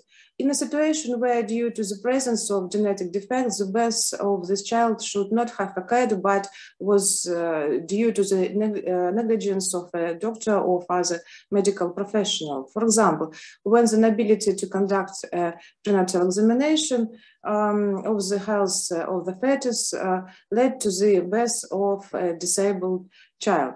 At the same time, if the testing were carried out professionally, such a pregnancy would most likely be terminated by the parents, as they would know that the child would be born with a severe disability and would choose an abortion, for example. Losses in these cases include the cost of raising and educating this child born, including compensation for additional costs associated with disability. It should be noted that both of the science of civil law and judicial practice, the problems of determining the boundaries of the application of total liability remain relevant, especially when it comes for compensation for pure economical losses. According to Dmitry Bogdanov, for example, this challenge is due to the process, the complication of social relations, the need for more and more consideration in legislation and law enforcement practice of justice, fairness, as the main principle of civil liability, and maybe the legal nature of liability in this case, the compensation of pure economical losses. As noted in the literature, pure economical losses are always antagonistic to the harms caused to the life or health of the victim. In accordance with the paragraph 2 of the Tort Law Act, Sweden Act, purely economical losses refers to economical damage arising without connection to harm to persons of property. Therefore, it's also of interest to analyze the category of consequential losses, which are economical losses arising from harm to the life, health, of property of the victim. And in the event of harm, health, medical, and other expenses associated with the recovery process are direct consequence of physical injury and the subject to reimbursement. However, damage to health as an element of physical integrity irreversibly leads to loss or decrease in working capacity. The expected compensation should include loss of income during recovery and any costs incurred after the injury that are not related to the recovery process itself. This constitutes consequential loss. It seems that the use of pure economical losses in domestic civil law and Russian civil law in the category of cases under consideration also has prospects since the Civil Code of the Russian Federation contains provision on the general tort. Article 1064 on the Civil Code of the Russian Federation, according to which harm caused to the person of property of a citizen is subject to compensation in full by the person who caused harm. This rule, due to the abstractness of its wording can be applicable when establishing the necessary conditions for bringing to responsibility, in fact, to any situation arising in connection with compensation for harm. We just to find a very interesting question: can we think that life can be a harm? As already noted, the development of genomic and biomedical technologies raises complex legal and philosophical questions.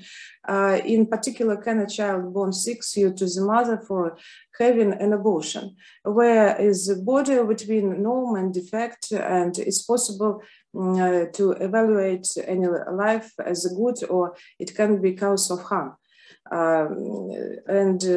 Maybe this is a serious ethical and scientific question. At the same time, the non-pecuniary losses are awarded to the mother for the pain and suffering associated with the need to give birth to an unwanted child, and particularly in one case dispute, the court awarded appropriate compensation to the mother who sought to prevent the birth of a child because she believed that she could not properly care for him due to her blindness. Her sterilization was unsuccessful, resulting in a healthy baby. The basis for the award of compensation is the amount of some pounds by the court was the recognition that the plaintiff suffered as a result of medical error. In France, a wrongful death claim is allowed in cases where there is a special extraordinary loss that exceeds the normal burden of motherhood, and that it's possible to file a claim for reimbursement of maintenance costs if the child was born with a disability. In the case, moral damage is also compensated. If the mother is in poor financial condition due to the birth of the child, or if she suffers from a mental illness resulting from the birth of a child, this case were decided to. As for the claim arising from the wrongful life claim, the approach of the foreign legislature for the European legislation on the issues is different. Thus, in the Netherlands, it's not only allowed to file a claim for wrongful birth, but also for wrongful life. For example, in one of the disputes, the court assigned the applicant an amount equal to the substances minimum and also compensated for the additional cost associated with her disability and non-pecuniary damage. In Germany, in one of the disputes where, as a result, a mother infection with a rubella disabled child was born to her, the court refused to recover compensation due to the fact that legislation does not provide for the obligation to prevent the birth of a disabled child in such cases, arguing that otherwise human life will seem useless. In this case, we are just to have any question about if can we think that when a woman gave birth to a healthy child without her willness, either taught or not, the will. The trial judge had previously ruled that there was a direct link between a continuing pregnancy and the surgeon's failure to proper abort, stressing in the judgment that the existence of a child in itself was not compensable harm, even if the birth was the result of a failed attempt to terminate the pregnancy. Moreover, in this dispute, the mother could not prove that childbirth caused the moral harm. She referred to the expected difficulties in life and not very favorable prospects for the future. And as a result, the court formulated the conclusion that in this dispute, the fact that there is not taught as such causing harm that goes beyond the usual burden of motherhood. However, in our opinion, the Supreme Court of the Netherlands spoke most adequately to this situation in a similar case, which in its decision noted that the idea that a child can be considered as a cause of harm or a factor of harm inappropriate, but it's only about compensating for the additional burden on family income as consequences of the doctor's fault. The very reason for the additional burden in the adoption of the child, and this is not to say that such reasoning is contrary to the dignity of a child as a human being. On the contrary, it's in his interest and that parents are not denied the opportunity to receive compensation for the whole family. And where we're talking about this problem is one of main questions, is the criteria for genetic defects. The question arises as to what genetic defects are considered so unacceptable that any reasonable parent would choose to terminate the pregnancy on the basis. And however, the decision about whether this of the genetic disorder of the unborn child is acceptable or not is made by the parents. Most often it's very evaluative and subjective. For example, the decision on pre-implantation diagnosis, based on its result, the termination of pregnancy was made for such features on the unborn child, the absence of two fingers, or absence of musical talents. And it seems that in the case, the question of the expediency of establishing the law, the criteria of science, of the materiality of genetic defects, which give rise to further claims from wrongful birth, needs a separate study. When we're talking about this point, we must to find a balance of private and public interests, and when establishing the legal basis of the use of assistive reproductive technologies, it's relevant to achieve a fair balance of this interest and state intervention is permissible if the decision of the parents who have chosen appropriate genetic and biomedical procedure for the birth of a child suggests a significant risk or physical or moral suffering from such a decision. In this regard, it seems expedient when using assisted reproductive technologies to establish a legislative ban for parents and medical organizations to select embryos for implantation with genetic disorders that can lead to disability of the born child or cause other significant harm to this health. Thank you very much. Thank you, Ms. Bogdano. It was very, very interesting. As, for instance, I'm also specialized in tort law, and I'm looking forward for your article so we can read and research your conclusions more deeply. Thank you very much one more time. And the next speakers are from France, from 2 universities, as I understand, and I think the speaker will be Mr. Philippe Pierre, as I saw him in online. Is it correct? Yes, I'm coming. Yes. It's correct. Thank you. Then the floor is yours, please. Okay.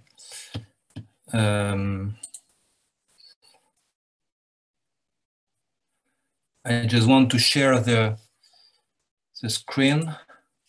Yes, it's okay for you.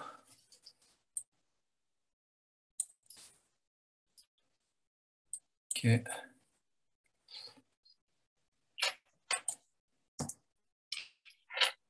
So sorry for that. It's coming now.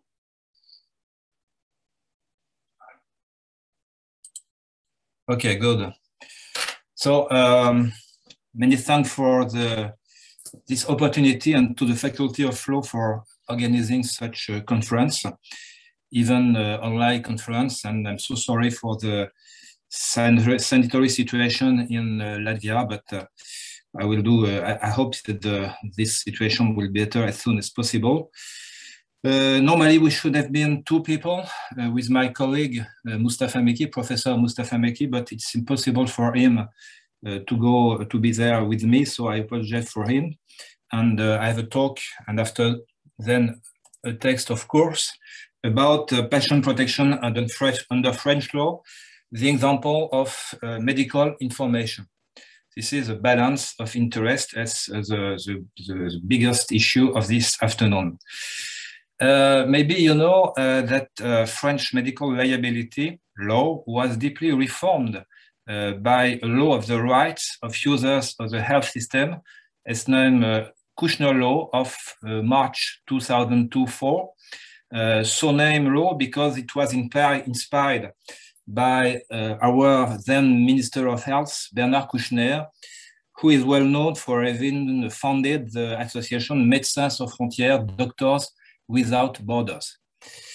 In summary, this law separates the damages caused by the liability of physicians and health establishments, which can be compensated by private insurance, and the consequences of the most serious medical hazards, which are compensated by a public and specific guarantee fund. Regarding liability, French law treats differently technical misconduct, such as diagnostic errors or negligence during operations, and so-called ethical misconduct, which affects the information and consent of the patient. Indeed, medical information is at the junction of ethical values and of the legal standard. whereas ethics tends to define a base of commonly accepted values, their positivity postulates a conjunction with the legal rules, which is defined by its compulsory nature, as you know. The principle and amount of the damages that can be compensated are hardly debated because they guarantee the effectiveness of the legal rule. In this case, patients can claim compensation for a breach of their right to be informed in violation of our public health rules. Thus, health rules now provide that information belongs to the rights of the person and that it should regard, as it's written, frequent risk or normally predictable serious risks of the treatment. These ethical faults have caused significant litigation, which continues to be developed since about 20 years, since the law, the Kushner Act, and the subject is yet not completely controlled by our both Supreme Courts, our Court of Cassation and Conseil d'État.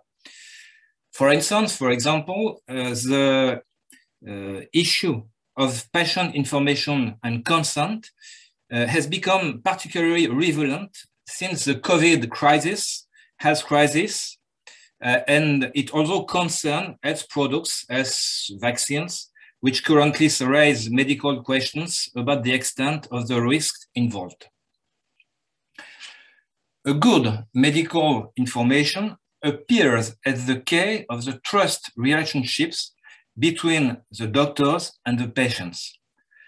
More importantly, it allows to obtain the informed consent of the patient while being appropriate, adapted to his understanding and to his sensitivity. Litigation in this area is very publicized due to its ethical dimension, rebalancing the relationships between the medical sphere and the patients, insofar as they were until recently too opaque. We may, however, wonder if the increased repression of ethical force intended to protect health users won't be a Pyrrhus like a big Pyrrhus victory by transferring on the latter the weight of the medical, the technical decisions. This paradox emerges with the debate of the proof of medical information. This will be our first part, but also with the issue of compensation of bad information, which enables ethical principle to find their legal sanctions. This will be the second part of the topic, of this topic. First one, proof of medical information, a new balance between physicians and patients. What the way at first to this new balance? In fact, the word of information to the patient has been totally removed when, in the beginning of 1997, our Court of Cassation changed the principle it applied until then for decades, stating that the person who is legally or contractually bound to a specific obligation to inform should give evidence of the enforcement of the obligation thereof. What's meaning? But in this case, it was about a colonoscopy, which had led to an intestinal perforation, a risk for which the patient pretended that he had not been informed thereof by the surgeon. Until then, it was up to the victims to prove the inaccuracy or the lack of information about the risk incurred, which posed two series of difficulties to them, two difficulties. First, they came up against difficulties of access to medical documentation, even to a tacit solidarity of physicians, of doctors, of practitioners, since many experts were themselves practitioners, likely to be personally sued in other litigation. The second difficulty was the evidence to be provided. This was really a probatio diabolica, as we said it's in Latin language, of course, the proof of negative fact, a failure to inform, much more difficult to report than positive fact, such as a technical mistake or the slip of an eye, and so on. Due to these difficulties, our French Court of Cassation has completely changed its mind, a change for all that applicable to all professionals, not only for physicians, but for notaries, lawyers, bankers, but also back to the medical area, to the laboratories producing vaccines and the practitioners injecting these vaccines. Anyway, this Kushner law, as we saw before, approve the solution since the article 1112 provides that the evidence of the information release is incumbent upon the professional or the medical institution. Moreover, this law provides for everyone the right to have direct access to one's medical record, whereas previously it was necessary to obtain a doctor's approval. There is now a direct access to our own medical documentation. This certainly facilitates a lot the evidence of medical malfunctioning. This is the evolution, but what about this assessment, the assessment of such an evolution? Is that a real victory or pierce victory for the patients? At first glance, this sounds effectively like a victory for the patients. Nevertheless, the practice of medical information, which has totally changed for almost 20 years, leads to relativize those advances in the patient's right. On one hand, the precautions taken by physicians and medical institutions to escape legal have significantly increased. This has led to a provision of informative documents signed by patients, such as consent forms, extremely detailed, which have at the beginning given rise to a very lucrative market as they were sold by specialized company. The problem arose from the reach of information which has to be passed on the health users. Our rules impose that all serious risks be specified, including the most exceptional ones, such as a death risk following a general anesthesia, a blood contamination by the AIDS virus during a skin transplant, which statistically is only a chance in several millions. Because of this, defensive medicines, which protects itself by pointing out risks which were not mentioned so far in the patient's interest, a shift progressively appeared. The purely medical choice, such as the decision of a treatment or getting a vaccine, which was previously referred by professionals who mastered the advantage-cost ratio, is most often transferred to the patient, naturally weakened and not aware of the medicine art. So much that some medically appropriate decisions have been wrongly postponed, since the patient's consent cannot, in principle, be ignored. Fortunately, on the other hand, public authorities have now taken over the control of informational documents by publishing official guidelines. It's not now a private market so far, about good practices expected. However, this is there is an ethical wave, as I name it, considering the patient's will to be informed. In other words, the patient keeps control of the reach of information he wishes to receive, and nothing stops him once access is opened by the doctor or the medical institution from being fully informed about all the risks incurred. Simply, it will be up to him to make it known to the health professional, to the doctor, to the hospital, by the way of a document clearly expressing he will to keep something in the dark. For him, this is his liberty not to be absolutely deeply informed. The second part of my little topic will be about the compensation of the lack of medical information. Which positivity, because you know the law rules has to be sanctioned by compensation when we talk about liability, about responsibility.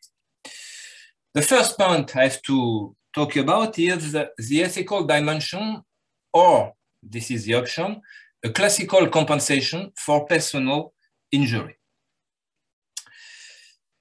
Any lack of information compromises the relationships between the doctors and the patients, especially the trust then the latter has placed in the former.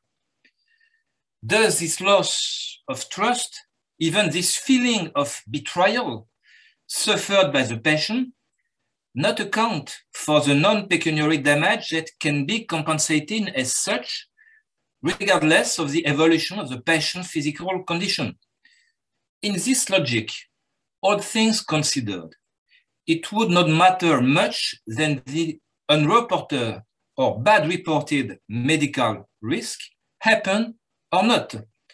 The compensation is being based on finding out the later afterwards, and the resulting is anxiety and fright in any cases, even if the risk doesn't occur. Conceived like that, this compensation of the lack of information would then take its full ethical dimensions, but also, on the other hand, threaten to aggravate the paralysis of the medical professions, of the hospital, and so on, against, of course, defensive medicine.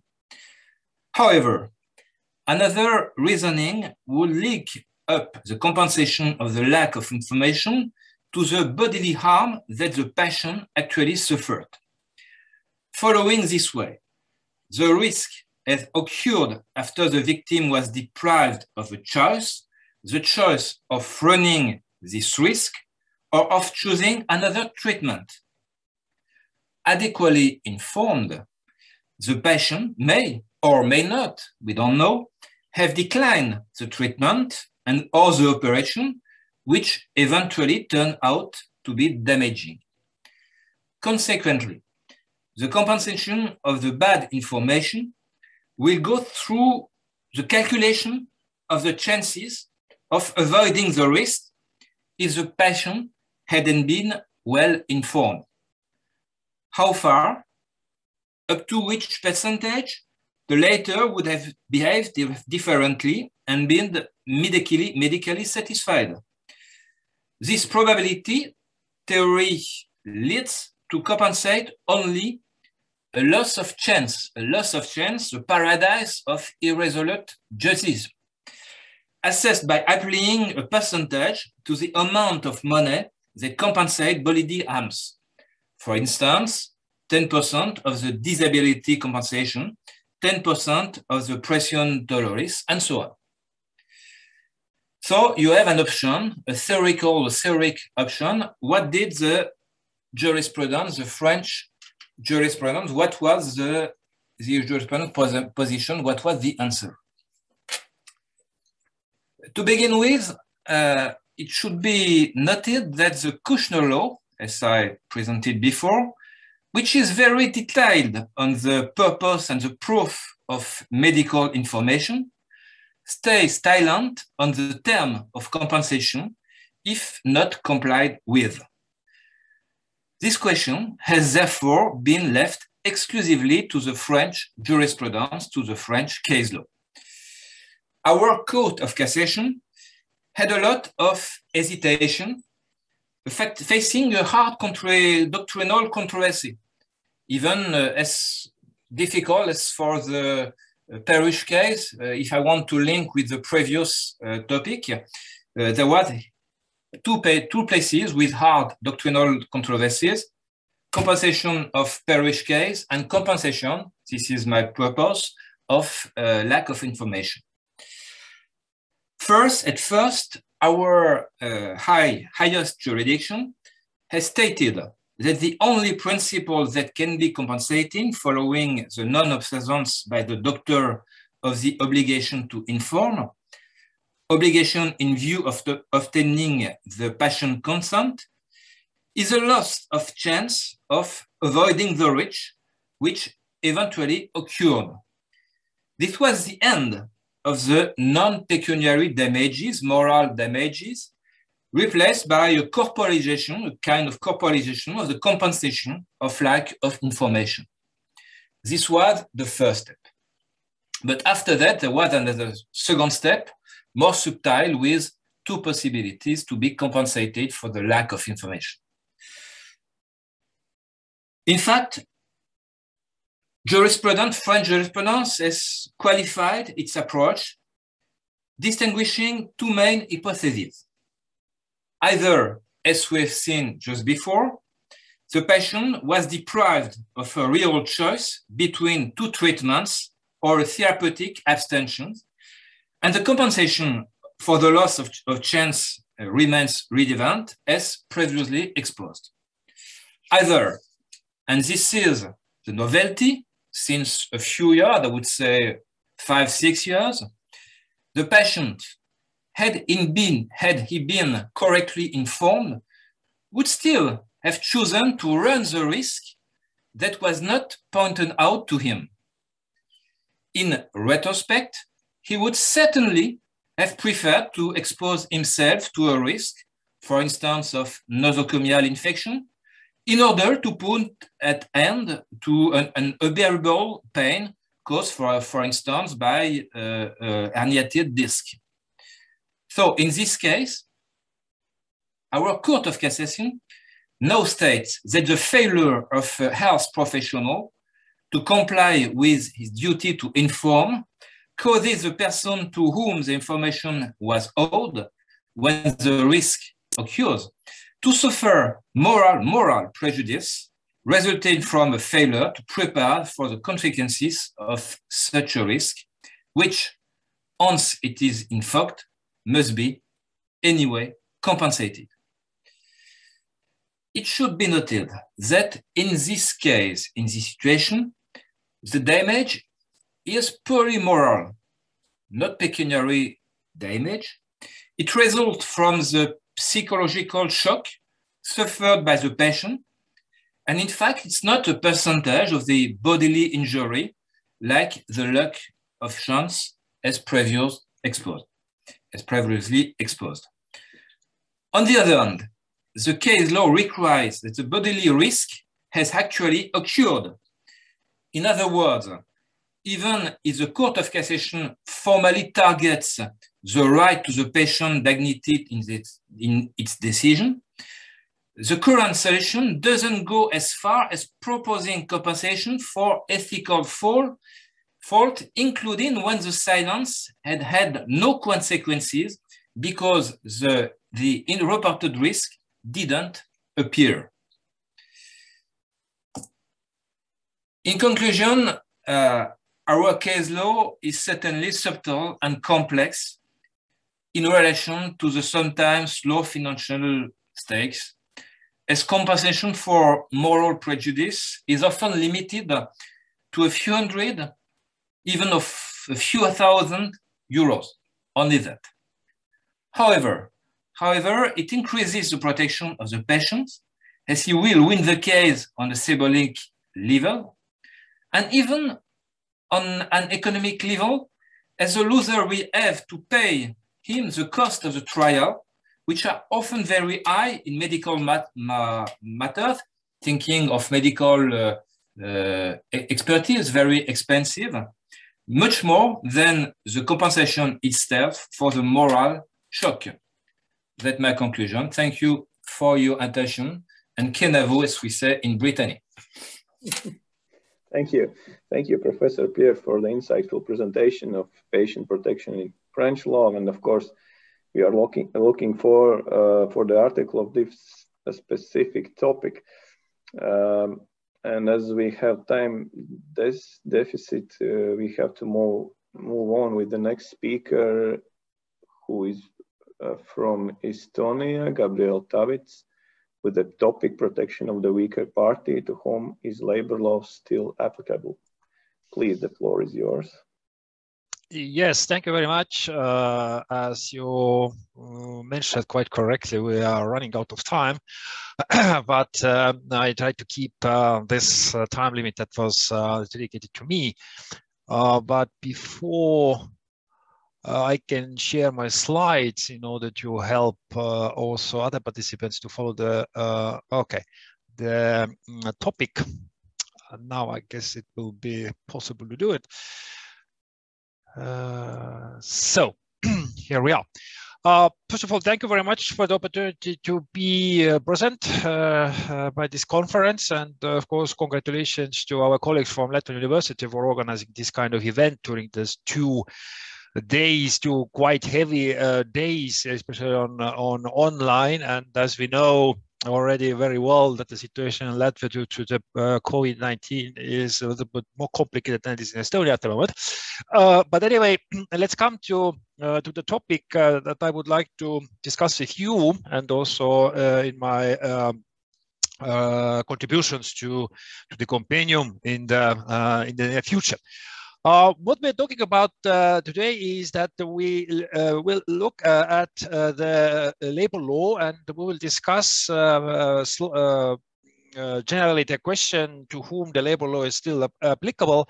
It means that we have already heard many times, not only during the conference, but also in the earlier stages, that there are new forms of employment, that the people prefer to be employed through different platforms, or they will be hired like partners or freelancers. And therefore, the main idea is whether and how we can protect those people, and whether the labor law is still actual at the moment, or we should even think about it that the labor law does not play any important role, and we need to make some reforms in order to make clear who can benefit from the employment protection. When we look at the labor law, then we have to take into account that there are different levels where we can find labor standards. We can find the labor rules, and we can also find people who can be or could be covered by the labor law rules. First of all, we can see that there are a lot of rules on international level, especially when we talk about the international labor organizations, where there are number of conventions recommendations in order to protect people worldwide. Then we have also the Council of Europe, where there's a European Social Charter, and there is a case law of the European Committee of Social Rights, also discussing the protection of the employees. And of course, we have the European Union, where there is a case law of the European Court of Justice, and there are also directives. And besides of those 3 different international levels, there are also the national regulations and also the national case law, which tries also to explain the area of application of labor law.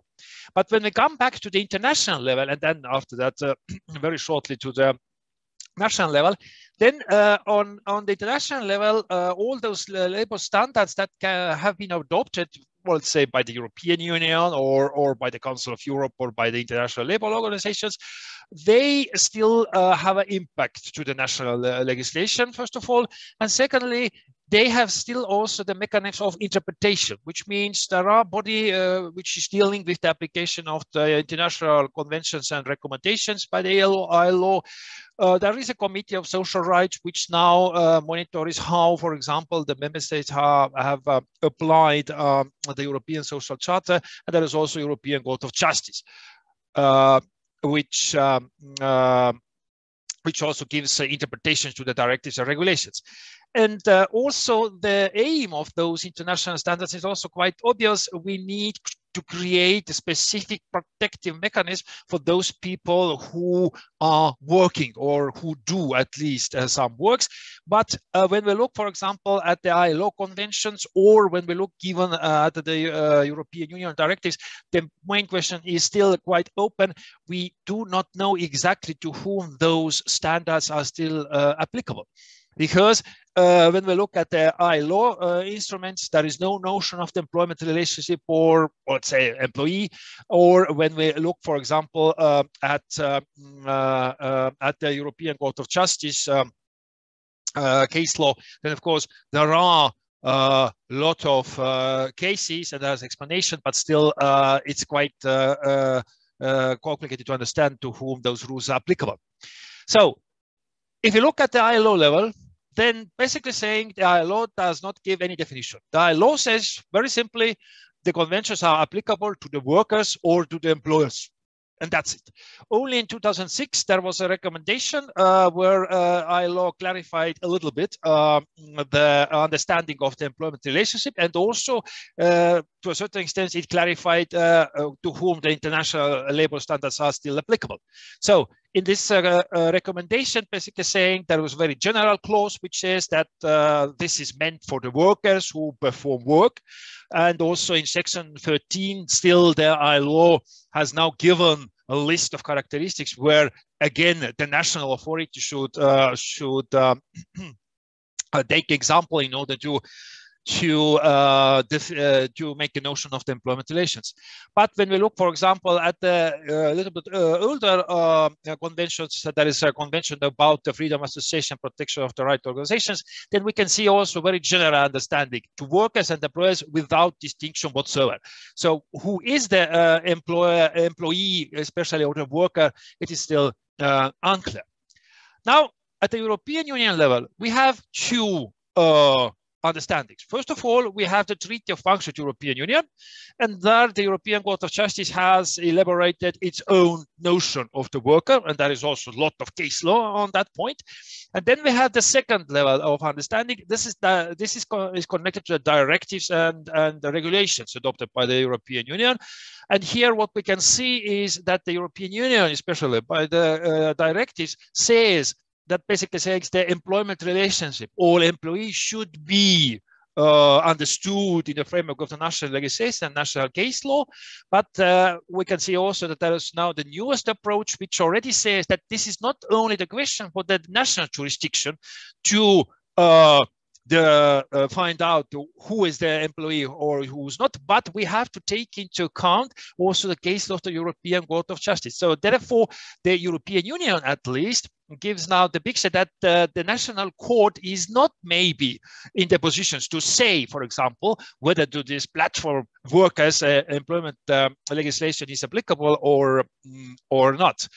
And of course, when the European Union has made in case of some characteristics, then of course the characteristics are quite typical. There should be economic activity, there should be dependence, there should be remuneration. And the one aspect that is now connected to the Treaty of Function of the European Union is the fact that the activity should have this kind of genuine nature, in the meaning that it should not be, let's say, low value activity. And this basically saying is connected to the freedom of movement between the different European countries, but it is not now very directly applicable to the national legislation. And of course, the most important question at the moment when we look at the international level, at the European level, or even at the national level, is the fact whether the self-employed, or let's say the freelancers, or for example the partners, are they covered by the international standards or even by the local norms?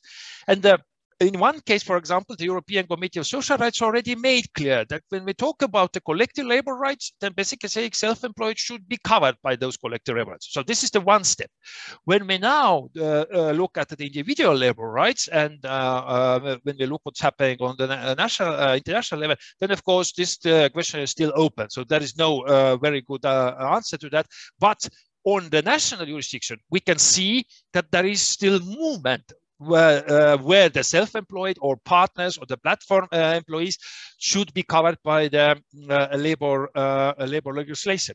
And the last point that I would like to refer is now coming closer to the Estonian jurisdiction. Then, of course, in Estonian jurisdiction, when we talk about the employment relationship, we still talk about the dependence, whether it's economic dependence or personal dependence. The both are important, which means we perform tasks for other people, but taking into account the general tendency, which is also quite usual even, especially also in Europe, is the fact that the labor legislation should be broader, in the meaning that even the self-employed should be covered, freelancers should be covered, and also the platform workers should be covered. Because on the European Union level now, there is a very intensive debate on the fact that there must be specific directive protecting the platform workers, but basically saying it means that all labor legislation should also be applicable to them.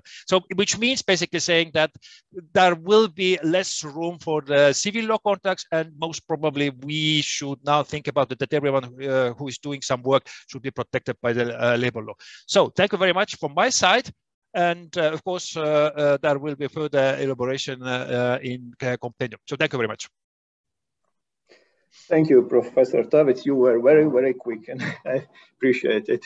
So the last speaker is from Italy, University of Naples, Professor Marcello Da Ponte. And the topic also is related to labor law, the transformation of labor law between technological transition and pandemic. Please. Thank you very much. Thank you very much. Professor Tavits' exposition is very interesting, and somehow also introduce some issues related to my exposition. First of all, I would like to thank the organizers at the University of Latvia for the very welcome and appreciated invitations to this important conference, which gives me the opportunity, together with several other Italian scholars, and in particular Professor Carlo Amatucci, to present the Italian researchers' perspectives on new legal reality challenges and perspectives. The topic I will discuss this afternoon is the transformation of labor law between technological transition and the pandemic. In recent years, mainly as a result, I make a condivision of screen. Okay. In recent years, mainly as a result of the changes imposed by globalization and the digital transition, there has been a progressive and increasingly rapid transformation of the basic coordinates of labor law in all major European countries. It's a process of change in the light of which some characteristic aspects of the specificity of labor law rules are being questioned. In this way, the main features that constitute the central elements of the differentiation between labor law, understood as that set of rules functional to the protection of workers in the context of the labor relationship, and the classic civil law are shrinking.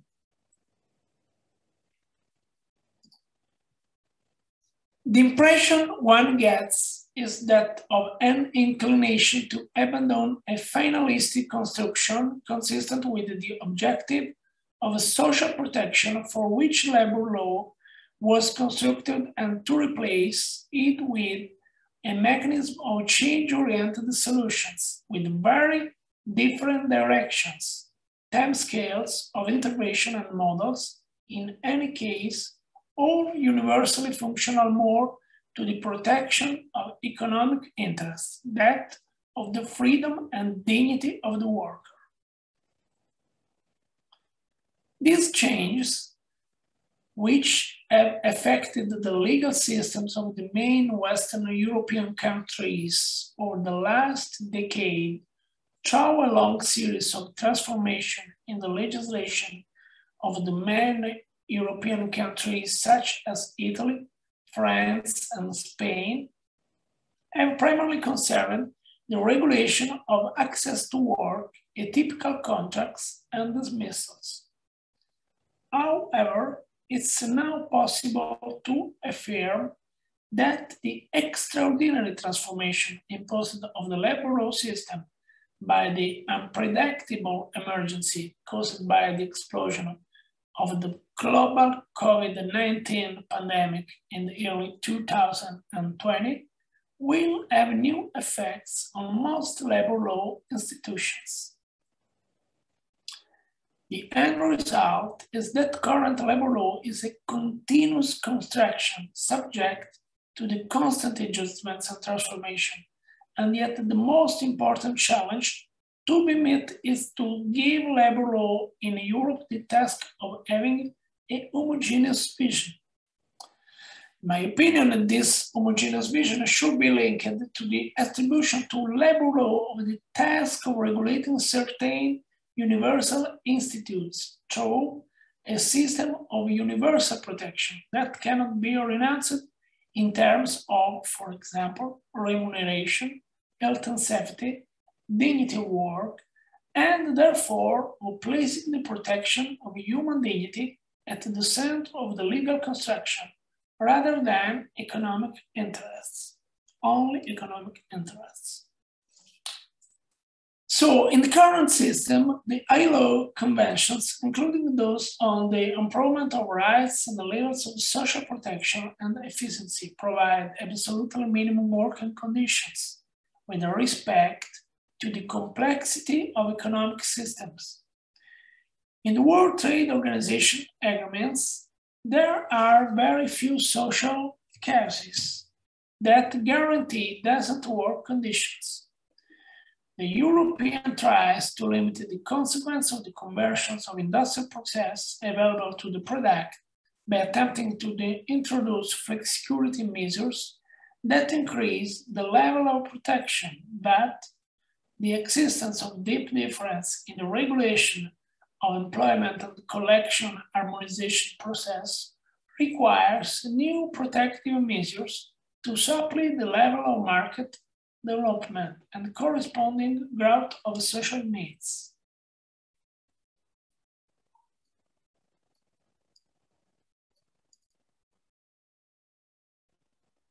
So, where are the main changes of labor law? In the field of collective employment relations, mutation of industrial relations, and crisis of traditional categories of legislation. In the context of new forms of work, term work, co-work, job administration, platform work. In the field of the performance procedure, work at a distance, working groups, business networks. Globalization of the markets, the integration among the European economies, the greater influence of global institutional disciplines are all factors that have a sensitive impact in the new system of sources and the values of work in the current system. The new problems which, as the immediate effect of the new organization work imposed by healthcare emergency, arise in the relationship between industrial relation and the new technologies. On the otherwise, lead to a different approach, not only in the standard content of the collective bargaining systems and the system of participation of the social participants because of the change of this change, but also a profound change of the system of rules that overcome the management of the employment relationship, as well as we have been imposing the need to adapt it to the new needs of the protection system as a whole. In this context, the question of social rights in the enterprise 4.0 becomes the fundamental one. The European dimension of social rights necessarily implies the construction of a system of common social values among the European countries, already established by the Charter of Nice and by the Treaty of Lisbon, and which, in the light of the crisis of the European economies to the already known issues in the terms of debt, and makes new and more articulated answers essential in terms of public investments. A clear example of this is not only the debate on the recovery fund, but also the development and the growth plans of some European countries, as for example, the France Relance, which contains important measures in terms of investments in strategic sectors for development, or also able to create like that, for example. On the other part, this meets the needs of a progressive integration between the different social systems existing in the member states of the Europe, through the comparison between the institutions and national institutions of the Europe, with the purpose of providing a new system to increase the level of protection of European workers on the international scenario. Which perspective of Europe labor policies after the pandemic? In the light of the transformation imposed by the pandemic, policies of labor law in Europe must therefore be first oriented to verify. First, if the new hierarchies of values in the European Union could affect the effectiveness of employment policies. If the economic and the employment policies can communicate between them, and what are the limits? If the doctrine of flexicurity has produced appreciative results for the safety of workers, I think no. If the employment policies adopted by the main European countries are adequate with respect to the objectives of foreseen. If the protection of private interests override the need for public protection within which limits, which active policies must be initiated to encourage access to work? The active policies, for example, what are the possible tools and conditions to release a guaranteed minimum universal income for all? Which are the policies that need to be implemented to favor the youth and the woman's work? It's very important, the reconciliation of the time-life work and the collective social well-being. Therefore, it is an era of extraordinary economic and social crisis, which involves the adoption of new social protection measures and the new social model at the same time of a support intervention suitable to favor development and economic growth of companies, as on the otherwise it showed the reflection that all the main countries of the world, and in particular the European countries, have been doing for a few months to identify the direction in which to allocate the resources necessary to implement consistent intervention process sensitivity, income for families and individual workers, both autonomies and employees. Thank you very much for your attention. So thank you very much, Professor Da Ponte. As we are delaying the next session, in conclusion, I would like to thank all the speakers and listeners of this private session who were able to participate this session regardless of the COVID situation.